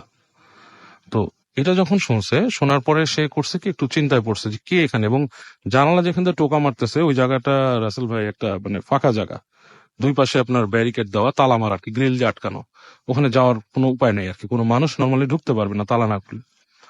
তো এটা শুনে সে একটু চিন্তা পড়লো, জানলার কাছে যে দেখে কেউ নাই। তো সে তারপর করলো কি, হেঁটে গেল, যে আমার ওই যে ফ্রেন্ড ওনাকে ডাকলো, ডেকে বললো যে এই তোর বাসায় আমি আসছি, এখান থেকে আমি শুনতেছি কে জানলা নক করে বলছে আমাকে ঢুকতে দেয় একটা মেয়ের গলা। আমার ফ্রেন্ড বলছে ফাইজলামি করছ নাকি, চল। সে আবার আসছে, এসে উনি জানলাটা খুলছে। জানলাটা খুলে বাইরে যখন তাকাইছে, কেউ নাই, পুরো জায়গাটা ফাঁকা, তালা মারা, ওখানে ঢোকারও কোনো অপশন নাই। তো বলতেছে যে এখানে তো কোনো অপশন নাই, কে ঢুকছে বলে সে বলতেছে এরকম জানলার দিক বাইরে তাকায়, কে ঢুকলো এসে। হঠাৎ করে সে পিছনে ফিরে তাকায়, দেখে একটা আয়না ছিল, ওনার ফ্রেন্ড চেয়ারে বসা, আয়নাটার দিকে তাকায় আছে, এবং তার শরীরটা ফ্রিজ হয়ে গেছে, লাইক লকড। মানে একটা মানুষ যখন লকড হয়ে যায় না, ধরেন অনেক সময় মানুষ দেখা যাচ্ছে পুরো মানে শরীর শক্ত হয়ে গেছে, একটা পজিশনে লকড। তো উনি তাকে বলে যে এরকম কেন, কোনো ফাজলামি করতেছে, কিছু করতেছে। তো উনি আসে, এসে করে কি, ওকে ধাক্কা দেয়। ধাক্কা দিয়ে বলে, দেখ ধাক্কা দিয়ে নড়াচড়ার কোনো খবরই নেই। আর ফ্রেন্ডটা ছিল খুব লিন অ্যান্ড থিন, খুব হালকা পাতলা গঠনের, মানে ধাক্কা দিলে, এবং আমার যে ফ্রেন্ডের কথা বলতেছি উনি বিশাল, উনার আকৃতি বিশাল, হি অ্যাবাভ 6 ফিট টল, 6 ফিটের উপরে উনি লম্বা এবং বেশ স্বাস্থ্যবান। তো উনি যখন ধাক্কা দিচ্ছে, বন্ধুর কিন্তু সরে যাওয়ার কথা, তো বন্ধু দেখছে নড়তেছেও না, শরীর এত স্টিফ। তখন উনি করে কি, তাকে একটা লাথি দেয় জোরে। লাথি দেওয়ার পরেও দেখে যে সে নড়তেছেই না। তখন উনি কি করে, ওনার চাচাকে ডেকে নিয়ে আসে ঘর থেকে, আরেক ফ্ল্যাট থেকে, যায় আসো ও এরকম ব্যবস্থা, কি ব্যাপার। তো দুইজনে মিলে নাকি তাকে উঁচাও করতে পারে নাই, কোনো মতো ছেঁচড়ায় আপনার ড্রয়িং রুমে নিয়ে আসে, লিভিং রুমে নিয়ে এসে বসায়। বসায় তখন তাকে ওই যে অনেক করা হয়, দোয়া পড়ে ফু দেয়, পানি ছিটায়, এটি করার পর আস্তে আস্তে আস্তে এক সময় তার সে হুঁশ ফিরছে, কিন্তু সে কথা বলতে পারতেছে না, সে ইশারায় বোঝাচ্ছে যে সে কথা বলতে পারতেছে না। তো এই অবস্থায় তাকে অনেক দোয়া টোয়া পড়ে ফু দেয়, পানি খাওয়ায়, তখন তার হুঁশ আসে। তখন জিজ্ঞেস করে যে কি ব্যাপার, তুই এরকম হয়েছিলি কেন। তখন নাকি সে বলে, যখন ওই ফ্রেন্ডটা দরজা খুলছে আর কি, জানলাটা খুলে যখন কথা বলতেছে, এই সময় সে পাশের আয়না দিয়ে দেখে একটা মেয়ে। মেয়েটা এসে তার দিকে তাকায়, হাসে, এবং মানে সামহাও তার তার কাছে এসে তার ভেতরে ঢুকে যায় আর কি। এবং সে ওখানে ওরকম ভাবে ফ্রস্টের মতো হয়ে যায়। হ্যাঁ, এবং সে প্রচন্ড ভয় পেয়েছে, এরপর থেকে সে ওই বাসায় আর আসে না। এরপর ওই বাসার লাস্ট ঘটনা যেটা শুনলাম, which was like 2 to 3 days ago, 2 দিন বা 3 দিন আগে, এই নতুন বছরই সম্ভবত, ওই ওই ফ্রেন্ডের কাজিন ওনার বাসায় আছে, আর বোনরা আছে আর একটা রুমে শুয়ে আছে ওখানে। তো রাতের বেলা ওনার কাজিনকে, ছোট কি স্কুলে পড়ে, ওকে বলতেছে যে you know what, I can sense জিন। রাতের বেলা ঘুমানোর আগে বলতেছে আই ক্যান সেন্স জিন, আমার মনে হচ্ছে এখানে জিন আছে। এটা বলার সাথে সাথে তো কাজিন বলতেছে তা তুমি দুষ্টুমি করতেছো। হ্যাঁ, এটা বলার সাথে সাথে দেখে তার রুমে মধ্যে দরজায় তপ তপ করে নক করছে দুইটা, এবং দুইটা নক যখন করছে, তখন তারা কি করছে, আস্তে করে উঠছে, বিছানার থেকে উঠে হেঁটে গেছে। উনি গেছে, আমার ফ্রেন্ডটা গেছে, উনি যে দরজা খুলছে, দেখে করিডোর ফাঁকা, কেউ নেই করিডোরে। তো আরেক রুমে বোনরা শুয়েছিল, তাদেরকে জিজ্ঞেস করছে, তারা একদম ঘুমে বেঘোর, তারা উঠেইনি। কাজিন ভয়ের চোটে বলছে আমি এখানে থাকবো না তোমার সাথে, তোমার এখানে ভয়ের ব্যাপার স্যাপার আছে, আমি তোমার আপুর রুমে যা শুবো। তো ও করছে কি, সেই ওদের রুমে গেছে, যে ওই আপুর হাজবেন্ড ছিল, ওনাদের সাথে থাকার জন্য রুমে ঢুকছে। উনি ওদেরকে ঢোকায় দিয়ে যখন আবার ব্যাক করে রুমে আসছে, রুমে এসে গেটটা লাগানোর সাথে সাথে দেখে আবার ধপ ধপ করে নক দরজার মধ্যে। উনি ভয়ের চোটে ভয়ও পাইছে, আবার দরজা খুলছে সাথে সাথে। দরজাটা খোলার সাথে দেখে কেউ নাই, করিডোর ফাঁকা। উনি তাড়াতাড়ি দরজা লাগাই দিয়ে শুয়ে পড়ছে। তো এটা হচ্ছে লেটেস্ট ঘটনা, এই 2 দিন আগে ঘটছে ঘটনাটা। তো এরকম প্রায় ঘটে, এবং উনি বলছে যে কেউ যদি আসতে চান, আমাদেরকেও বলছে you guys are most welcome to come and investigate or কেউ যদি আসতে চায়, দেখতে চায়, সে ওয়েলকাম বাসা আসার জন্য। হ্যাঁ, অবশ্যই। He can go and stay there. Okay, so অনেক ইন্টারেস্টিং। এবং আপনার সবচেয়ে বেশি মানে বেস্ট পার্টটা ছিল এটা যে ইনভাইট করা সরাসরি, যে আপনি নিজে যে এক্সপেরিয়েন্স করতে পারেন। সো কারো যদি এসে মানে ইচ্ছা থাকে এবং সত্যি কোনো কিছু এক্সপেরিয়েন্স এবং করতে আমরা চান, যাবো রাসেল ভাই, obviously। আমরা ইনফ্যাক্ট কাজও করতে পারি আমরা ওখানে, যে আমরা একটা আমাদের কি বলবো, যে আমাদের একটা এপিসোডও আমরা ওখানে করে ফেলতে পারি। ওকে, বাট আমি আসলে I don't want to face them আর কি, যারা ওখানে থাকেন বা এরকম কিছু একটা। সেটাই দেখা যাক কি হয়। নতুন বছরটা ভাবছিলাম ভালো যাবে, দেখা যাক। অলরাইট, আমরা একটা ছোট্ট বিজ্ঞাপন বিরতিতে আমাদের যেতে হবে। বেশ কিছু SMS রয়েছে, আমি সেই SMS গুলো পড়ে ফেলতে চাই। নীলা সাভার থেকে SMS করেছেন এবং ফার্স্ট দিনই ভূত FM শুনছেন। ওয়েলকাম টু ভূত FM। আশা করছি এখন থেকে রেগুলার আপনাকে পেয়ে যাবো। অ্যান্ড আমি খুব ভালো লাগছে জেনে যে অনেকে এখনো নতুন আমাদের সাথে জয়েন করছেন। আমাদেরকে তিনি জানিয়েছেন প্রথমটা শুনে যে অসম লাগছে তার কাছে আজকের এপিসোডটি। মিলন নাইম, সোহাগ, রানা, হাফিজ যশোর বাগেরহাট থেকে বলছেন যে আমরা 5 জন মিলে ভূত FM শুনছি। এছাড়াও দেখতে পাচ্ছি আমাদেরকে SMS করেছেন সঞ্জয় কার, এছাড়াও আমাদের SMS করেছেন এক্সক্লুসিভ ফাহাদ। আচ্ছা, তিনি এর আগেও SMS করেছিলেন আই গেস। আমাদেরকে জামিল ময়মনসিং থেকে SMS করেছেন, পরাগ খুলনা থেকে আমাদের SMS করেছেন এবং তিনি বলছেন অ্যাক্সিডেন্ট করেছেন তিনি, বাট এখন তার তিনি বলছেন যে এখন ভূত FM শুনে হাত পায়ের ব্যথা অনেক কমে গেছে। তার মানে হাত পা মানে ঠান্ডা হয়ে আছে, ঠান্ডা হলে মানে ব্যথা একটু কম লাগে নাকি আমি ঠিক জানি না, ওই যে বরফ দেয় না এরকম একটা ব্যাপার থাকতে পারে। আমাদেরকে এছাড়া SMS করেছেন সঞ্জয়। আচ্ছা, সঞ্জয়ের SMS আমি একটু আগে পড়লাম, আসলে বারবার করে অনেকগুলো SMS আসছে। জাহিদুর রহমান আমাদের SMS করেছেন এবং 14 দিন পরে তিনি ভূত FM শুনছেন, 2টা উইক তিনি মিস করেছেন। SSC এক্সাম দোয়া করতে বলেছেন। আমি অবশ্যই দোয়া করব, অবশ্যই দোয়া রাখি আপনাদের সবার জন্য। মৃদুল আমাদের SMS করেছেন রাজুক উত্তরা থেকে। এছাড়াও আমাদের SMS করেছেন দেখতে পাচ্ছি শাওন, আমাদের SMS করেছেন দেখতে পাচ্ছি সাইমন পল্লবী থেকে। সোহান আমাদের SMS করেছেন আমাদেরকে দেখতে পাচ্ছি জিসান SMS করেছেন আমাদেরকে ক্রাউন নেত্রকোনা থেকে। আমাদের নিশাত SMS করেছেন আমাদেরকে বেলাল। এছাড়া আমাদের SMS করেছেন দেখতে পাচ্ছি আরো অনেকেই। মোহাম্মদ সোহেল আমাদের SMS করেছেন সিলেট থেকে।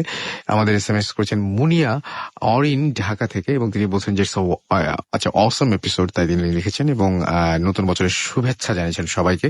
আমাদেরকে সজীব SMS করেছেন, মুকুল আমাদের SMS করেছেন অসম হচ্ছে তাই লিখেছেন। আমাদেরকে SMS করেছেন রাফি, SMS করেছেন আমাদেরকে দেখতে পাচ্ছি মোহাম্মদ নাজমুল, আমাদেরকে আরিশা SMS করেছেন এবং তিনি আমাদের সাথে নতুন জয়েন করলেন। ওয়েলকাম টু ভূত FM। আশা করছি নতুন বছরে নতুন অনেকেই আমাদের সাথে জয়েন করছেন এবং খুব ভালো লাগছে যে আমাদেরকে SMS করেছেন আলামিন, SMS করেছেন আমাদেরকে ইভা ধানমন্ডি থেকে এবং তিনি বলছেন কি আমার SMS পড়বো না, আজ আপনার SMS পড়ে ফেললাম। লাকি ময়মন সিং থেকে আমাদের SMS করেছেন আমাদেরকে দেখতে পাচ্ছি সিফাত সহ আরো অনেকে। আপনি যদি SMS করতে চান তাহলে মোবাইলের মেসেজ অপশনে গিয়ে টাইপ করুন ফুর্তি, FOORTI ফুর্তি, স্পেস দিয়ে লিখুন আপনার নাম, স্পেস দিয়ে আপনার মেসেজ পাঠিয়ে দিন 9840 নাম্বারে। যদি আপনি আমাদের ইমেইলের মাধ্যমে ঘটনা পাঠাতে চান তাহলে আমাদের ইমেল অ্যাড্রেসটি লিখে নিন।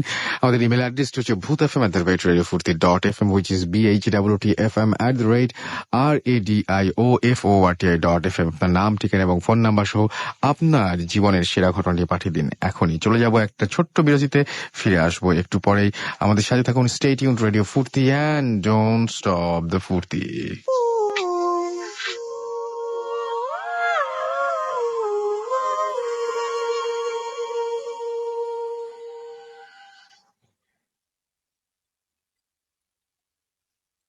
Voot FM, haunted by Airtel.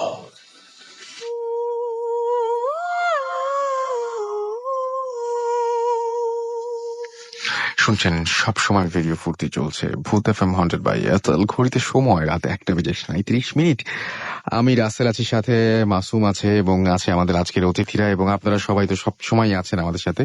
আমি একটা জিনিস ধন্যবাদ জানাতে চাই আমরা অবশ্যই ধন্যবাদ জানাতে চাই যে এই 4 বছর প্রায় হতে চললো আমরা যে একসাথে পথ চলছি, এটাতে সবচাইতে বেশি কাদেরকে ধন্যবাদ দেওয়া উচিত? হ্যাঁ, তাদেরকে ধন্যবাদ দেওয়া উচিত যারা যাদের ঘটনাগুলো হয়তো মানে একজন ঘটনা পাঠান, তার চাইতে আরেকজনের ঘটনা বেশি ভালো হয়ে যাওয়ার কারণে তিনি হয়তো পিছিয়ে পড়েন, কিন্তু তিনি দেখা যায় যে একদম থেমে যান না, আর একটা ঘটনা পাঠান, তারপর হয়তো অন্য একটা ঘটনা সংগ্রহ করে পাঠান, বা তার চাইতে ভয়ঙ্কর আরো কিছু ঘটনা সংগ্রহ করে পাঠান, বা কারো হয়তো কোনো সময় ঘটনা সিলেক্ট হয়নি কিন্তু এখনো পর্যন্ত আমাদের সঙ্গে আছেন। এবং আমি খুবই মানে মানে আমি আমি নিজেই খুবই খুবই খুবই মুগ্ধ এই সমস্ত মানুষদের নিয়ে, এবং আমি আসলে তাদের কাছে অনেক বেশি কৃতজ্ঞ, এবং আশা করছি যে ভবিষ্যতেও যাদের ঘটনা সিলেক্টেড হয়নি তারাও অন্য ঘটনা সংগ্রহ করে আমাদেরকে পাঠাবেন এবং পাঠিয়ে আমাদের এখানে পার্টিসিপেট করবেন, বা আমরা আপনাদের ঘটনাগুলো পড়ে শোনার চেষ্টা করব। আমরা চলে যাচ্ছি আবার ফারনানের কাছে তার আর একটি ঘটনা শোনার জন্য।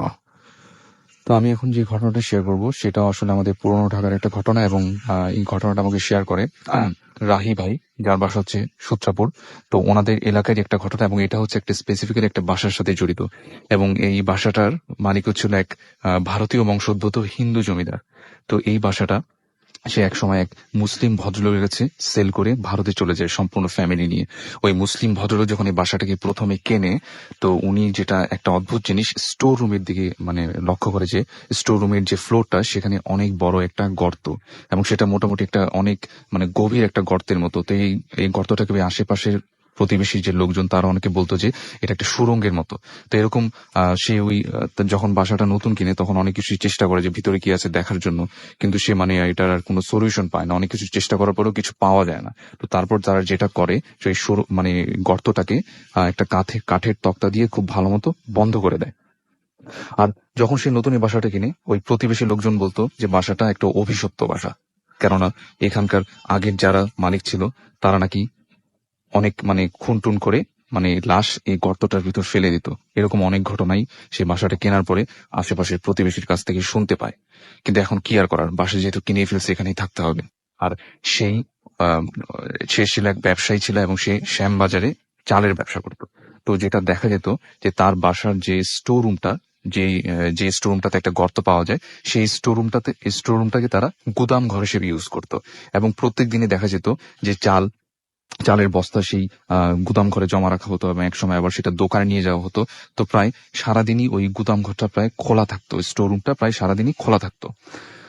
তো তারপর যেটা হয় যে এক বুড়ো চাচাকে মানে কেয়ারটেকার মানে রাখে তারা ওই বাসায়, এবং তার কাজ ছিল যে প্রত্যেকদিন রাতে যখন সব কাজ শেষ হয়ে যাবে তখন ওই স্টোর রুমটাকে ভালো মতো ফ্রেশ করে দেয়, এবং বাসার স্টোর রুমটার আগে অনেক বড় একটা করিডোরের মতো জায়গা ছিল, সেই জায়গাটাকে খুব ভালো মতো পরিষ্কার করে দেয়া। তো এই কাজই সেখানে সে করত, এবং সে একতলায় ওই স্টোর রুমের পাশে 2-3টা ছোট ছোট রুম ছিল, সেখানেই থাকতো, এবং আরো কয়েকটা রুম প্রায় খালি পড়ে থাকতো, কেউ থাকতো না সেখানে। তো একদিন রাত্রে সে তার কাজ শেষ করে স্টোর রুমটাকে ভালো মতো লক করে তার রুমে ঘুমাতে গেছে। তো গভীর রাত্রের দিকে তার কানে একটা শব্দ আসলো, সেটা হচ্ছে হঠাৎ করে মনে হচ্ছে কেউ যেন গেট নক করছে, এবং সেটা গেট নক করছে ওই স্টোর রুমের ভেতর থেকে। মনে হচ্ছে যে স্টোর রুমটাতে একটা গর্ত ছিল, সেই ওই স্টোর রুমটা থেকে মনে হচ্ছে ভেতর থেকে কেউ অনেক জোরে জোরে গেট নক করছে। এবং এটা শোনার পরে তার ঘুম ভেঙে গেল, এবং সে ভয় পাওয়া শুরু করলো যে কি ব্যাপার। স্টোর রুমটাকে সে একটু আগে তালা মানে লক করে আসছিল, কিন্তু হঠাৎ করে সেটার ভিতরে আবার কে থেকে যাবে, মানে সেখান থেকে কে বা গেট নক করবে। খুব আনইউজুয়াল একটা বিষয় ছিল। এবং সে নাকি ওই যে বিশাল বড় করিডোরটা ছিল সেখানেও কিছু অদ্ভুত অদ্ভুত শব্দ শুনতে পেত, এবং সেটা হচ্ছে অনেকটা কেউ যদি লাঠিতে ভর দিয়ে হাঁটে, মানে কারো যদি পা খোড়া থাকে এবং লাঠিতে ভর দিয়ে হাঁটে, যেরকম ঠুকঠাক একটা শব্দ হয় রাতের বেলা, ঠিক সেরকম একটা শব্দ সে শুনতে পেত। মনে হচ্ছে করিডোরের এপাশ থেকে ওপাশে এবং ওপাশ থেকে এপাশে কেউ হাঁটে। তো এইগুলো মানে সে মানে শুনতো এবং প্রচুর ভয় পেত, এবং এই বাসার আগের যে ইতিহাস সেটাও তার জানা ছিল, মানে এরকম আশেপাশে লোক থেকে শুনে সে মানে জানতো যে বিষয়গুলো। তখন মানে সে তার সাহস হতো না যে রুমের দরজাটা খুলে দেখবে যে কে হাঁটে আসলে। সে প্রচুর ভয় পেয়ে যেত। এভাবে প্রায় মোটামুটি রেগুলারে সেরকম কিছু একটা শব্দ সে শুনতে পেত প্রত্যেকদিন রাতে। এবং সে একদিন চিন্তা করলো যে না, এই ঘটনাগুলো বাসার যে মালিক সেই মালিককে বলে দিবে। এবং সে মালিককে বলল, কিন্তু বাসার মালিক তার কোনো কথাই বিশ্বাস করলো না। সে বলল যে তুমি বুড়ো হয়ে গেছো, মানে উল্টাপাল্টা শুনেছো, এগুলো আমার ঠিক না আসলে, মানে এরকম কিছু হচ্ছে না আসলে। তো তার কথা কেউই বিশ্বাস করতো না। এভাবে আরো কয়েকদিন কেটে গেল, এবং তারপরে একদিন রাত্রে সে তার কাজ শেষ করে মানে স্টোর রুমে ভালো মতো লক করে সবকিছু মানে পরিষ্কার করে করিডোরটাকে ভালো মতো ঝাড়ু দিয়ে তার রুমে ঘুমাচ্ছে।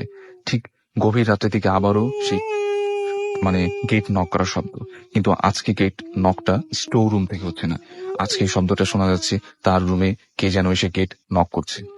এবং সেটা কয়েকবার নক করার পরে তার নাম ধরে কে যেন একবার একটা পুরুষ কণ্ঠে ডেকে তারপর একদম নিশ্চুপ, আর কিছু শোনা যাচ্ছে না। তখন তার ঘুম ভেঙে যায় এবং সে মনে করে হয়তোবা দোতলায় বাসার যে মালিক থাকেন ফ্যামিলি নিয়ে, হয়তোবা সেই হয়তোবা তাকে নক করে ডেকেছে কোনো একটা কাজের জন্য। সে যেটা করে যে রুমের দরজাটা খোলে এবং সে যেটা দেখে যে সম্পূর্ণ করিডোরটা একদম খালি, কোনো মানুষ নেই, কিচ্ছু নেই। কিন্তু একটু আগে সে কে যেন ওকে ডেকে গেছে। সে যখনই রুমের ভিতরে ঢুকবে এবং দরজাটা লাগিয়ে দিবে, সে তার চোখে পড়লো করিডোরটার আরেকটা প্রান্তে কে যেন দাঁড়িয়ে আছে।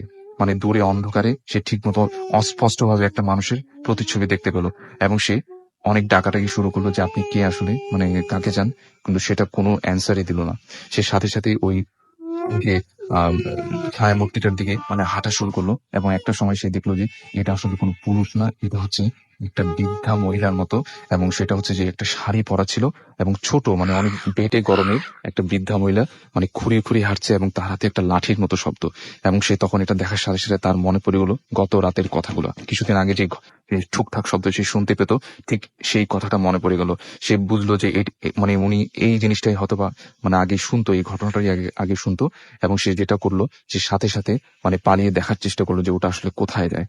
এবং ওটার চেহারা সে কিছুই দেখলো না, দেখলো যে ওটা দিব্যি হেঁটে সেই স্টোর রুমের দিকে যাচ্ছে এবং স্টোর রুমের দরজাটা খুলে সেই স্টোর রুমটার ভিতরে ঢুকে গেল। সে সাথে সাথে মানে ভয় পেল এবং প্রচন্ড জোরে তার রুমের দিকে চলে আসলো এবং তার বুঝতে ভুল হলো না এটা আসলে কোনো মানুষ না। এবং সে তখন ভাবলো এটা কিভাবে সম্ভব, স্টোর রুমের তালা তখনও লাগানো ছিল এবং স্টোর রুমের চাবিটা তার কাছে ছিল, এটা কোনোভাবেই সম্ভব না যে স্টোর রুমের দরজাটা খুলে সেটার ভিতরে ঢুকে যাওয়াটা।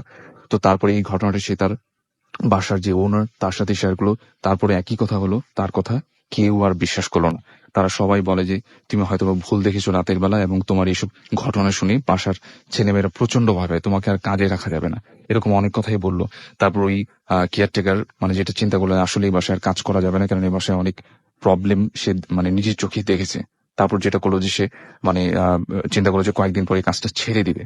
তার 2 থেকে 3 দিন পরের ঘটনা এবং এটা হচ্ছে সেই দিন রাত্রে ওই কেয়ারটেকার প্রচন্ড অসুস্থ ছিল এবং সে যেটা করলো যে সবকিছু মানে কাজ শেষ করে যখন সে মানে ঘুমাতে যাবে স্টোর রুমটাকে লক করে, সে স্টোর রুমটাকে লক করতে ভুলে গেল এবং সে ওটাকে খোলা রেখে তার রুমে ঘুমাতে চলে গেল। ঠিক একইভাবে গভীর রাত্রের দিকে আবারও একই ধরনের ঠুকঠাক শব্দ সে শুনতে পেল। কে যেন তার মানে রুমে এসে মানে নক করলো এবং নক করে আবার কিছুক্ষণ চুপ হয়ে গেল। কিন্তু সে চিন্তা করলো যে না, আজকে সে এটা বের করেই ছাড়বে আসলে কে মানে গেটটা নক করে যায়। সে সাথে সাথে রুমের দরজা খুললো এবং দেখলো যে বাইরে করিডোরে কেউ নেই। দূরে সে স্টোর রুমটা দেখা যাচ্ছে এবং স্টোর রুমটার দরজা সম্পূর্ণ খোলা। তখন তার মনে পড়ে গেল স্টোর রুমটাতে মানে তালা লাগাতে সে আজকে ভুলে গেছে। সে সাথে সাথে চাবি এবং তালাটা নিয়ে স্টোর রুমটার দিকে হাঁটা শুরু করলো এবং সে যখন স্টোর রুমটার দিকে একদম সম্পূর্ণ এসে পড়লো, সে দেখলো যে ঠিক সেই গর্তটা কাঠের তক্তা দিয়ে বন্ধ করে দেওয়া হয়েছিল, ঠিক সেখানে একজন সেই বৃদ্ধ মহিলাটা বসে আছে। সে সাথে সাথে জিজ্ঞেস করলো যে আপনি কে এবং মানে কাকে চান। তখন সেটা মানে কোনো কথাই তার সাথে বলে না এবং সেটা পেছনেও ঘোরেন। তখন সে যেটা করলো যে সামনে গিয়ে ওই জিনিসটাকে ধরলো। সে এটা ধরার সাথে সাথে যেটা ফিল করলো যে প্রচন্ড ঠান্ডা, মনে হচ্ছে কোনো একটা বরফ সে টাচ করলো। সাথে সাথে সে বুঝলো যে এটা আসলে কোনো মানুষ না, সে আবারও হয়তোবা মানে কোনো একটা সমস্যায় পড়ে যাবে এখন। সে সাথে সাথে সেখান থেকে যখনই পালাবে সে দেখলো যে ওটা দিব্যি তার দিকে ঘুরে তাকালো এবং ওটা যখন তাকালো সে যেটা দেখলো যে ওটার কোনো বৃদ্ধ মহিলা না, পিছন দিকেই দেখে মনে হচ্ছিল যে এটা কোনো বৃদ্ধ মহিলা হবে, সাদা শাড়ি পরা ছিল যেহেতু, কিন্তু ওটা কোনো বৃদ্ধ মহিলা ছিল না। ওটা সম্পূর্ণ চেহারা বার্ন ছিল, মনে হচ্ছে সারা শরীর পুড়ে গেছে এরকম কিছু একটা অবয়ব। এবং ওটার মানে নাক ঠোঁট কিছুই দেখা যাচ্ছিল না, শুধু দুটো সাদা সাদা চোখ সে দেখতে পেলো।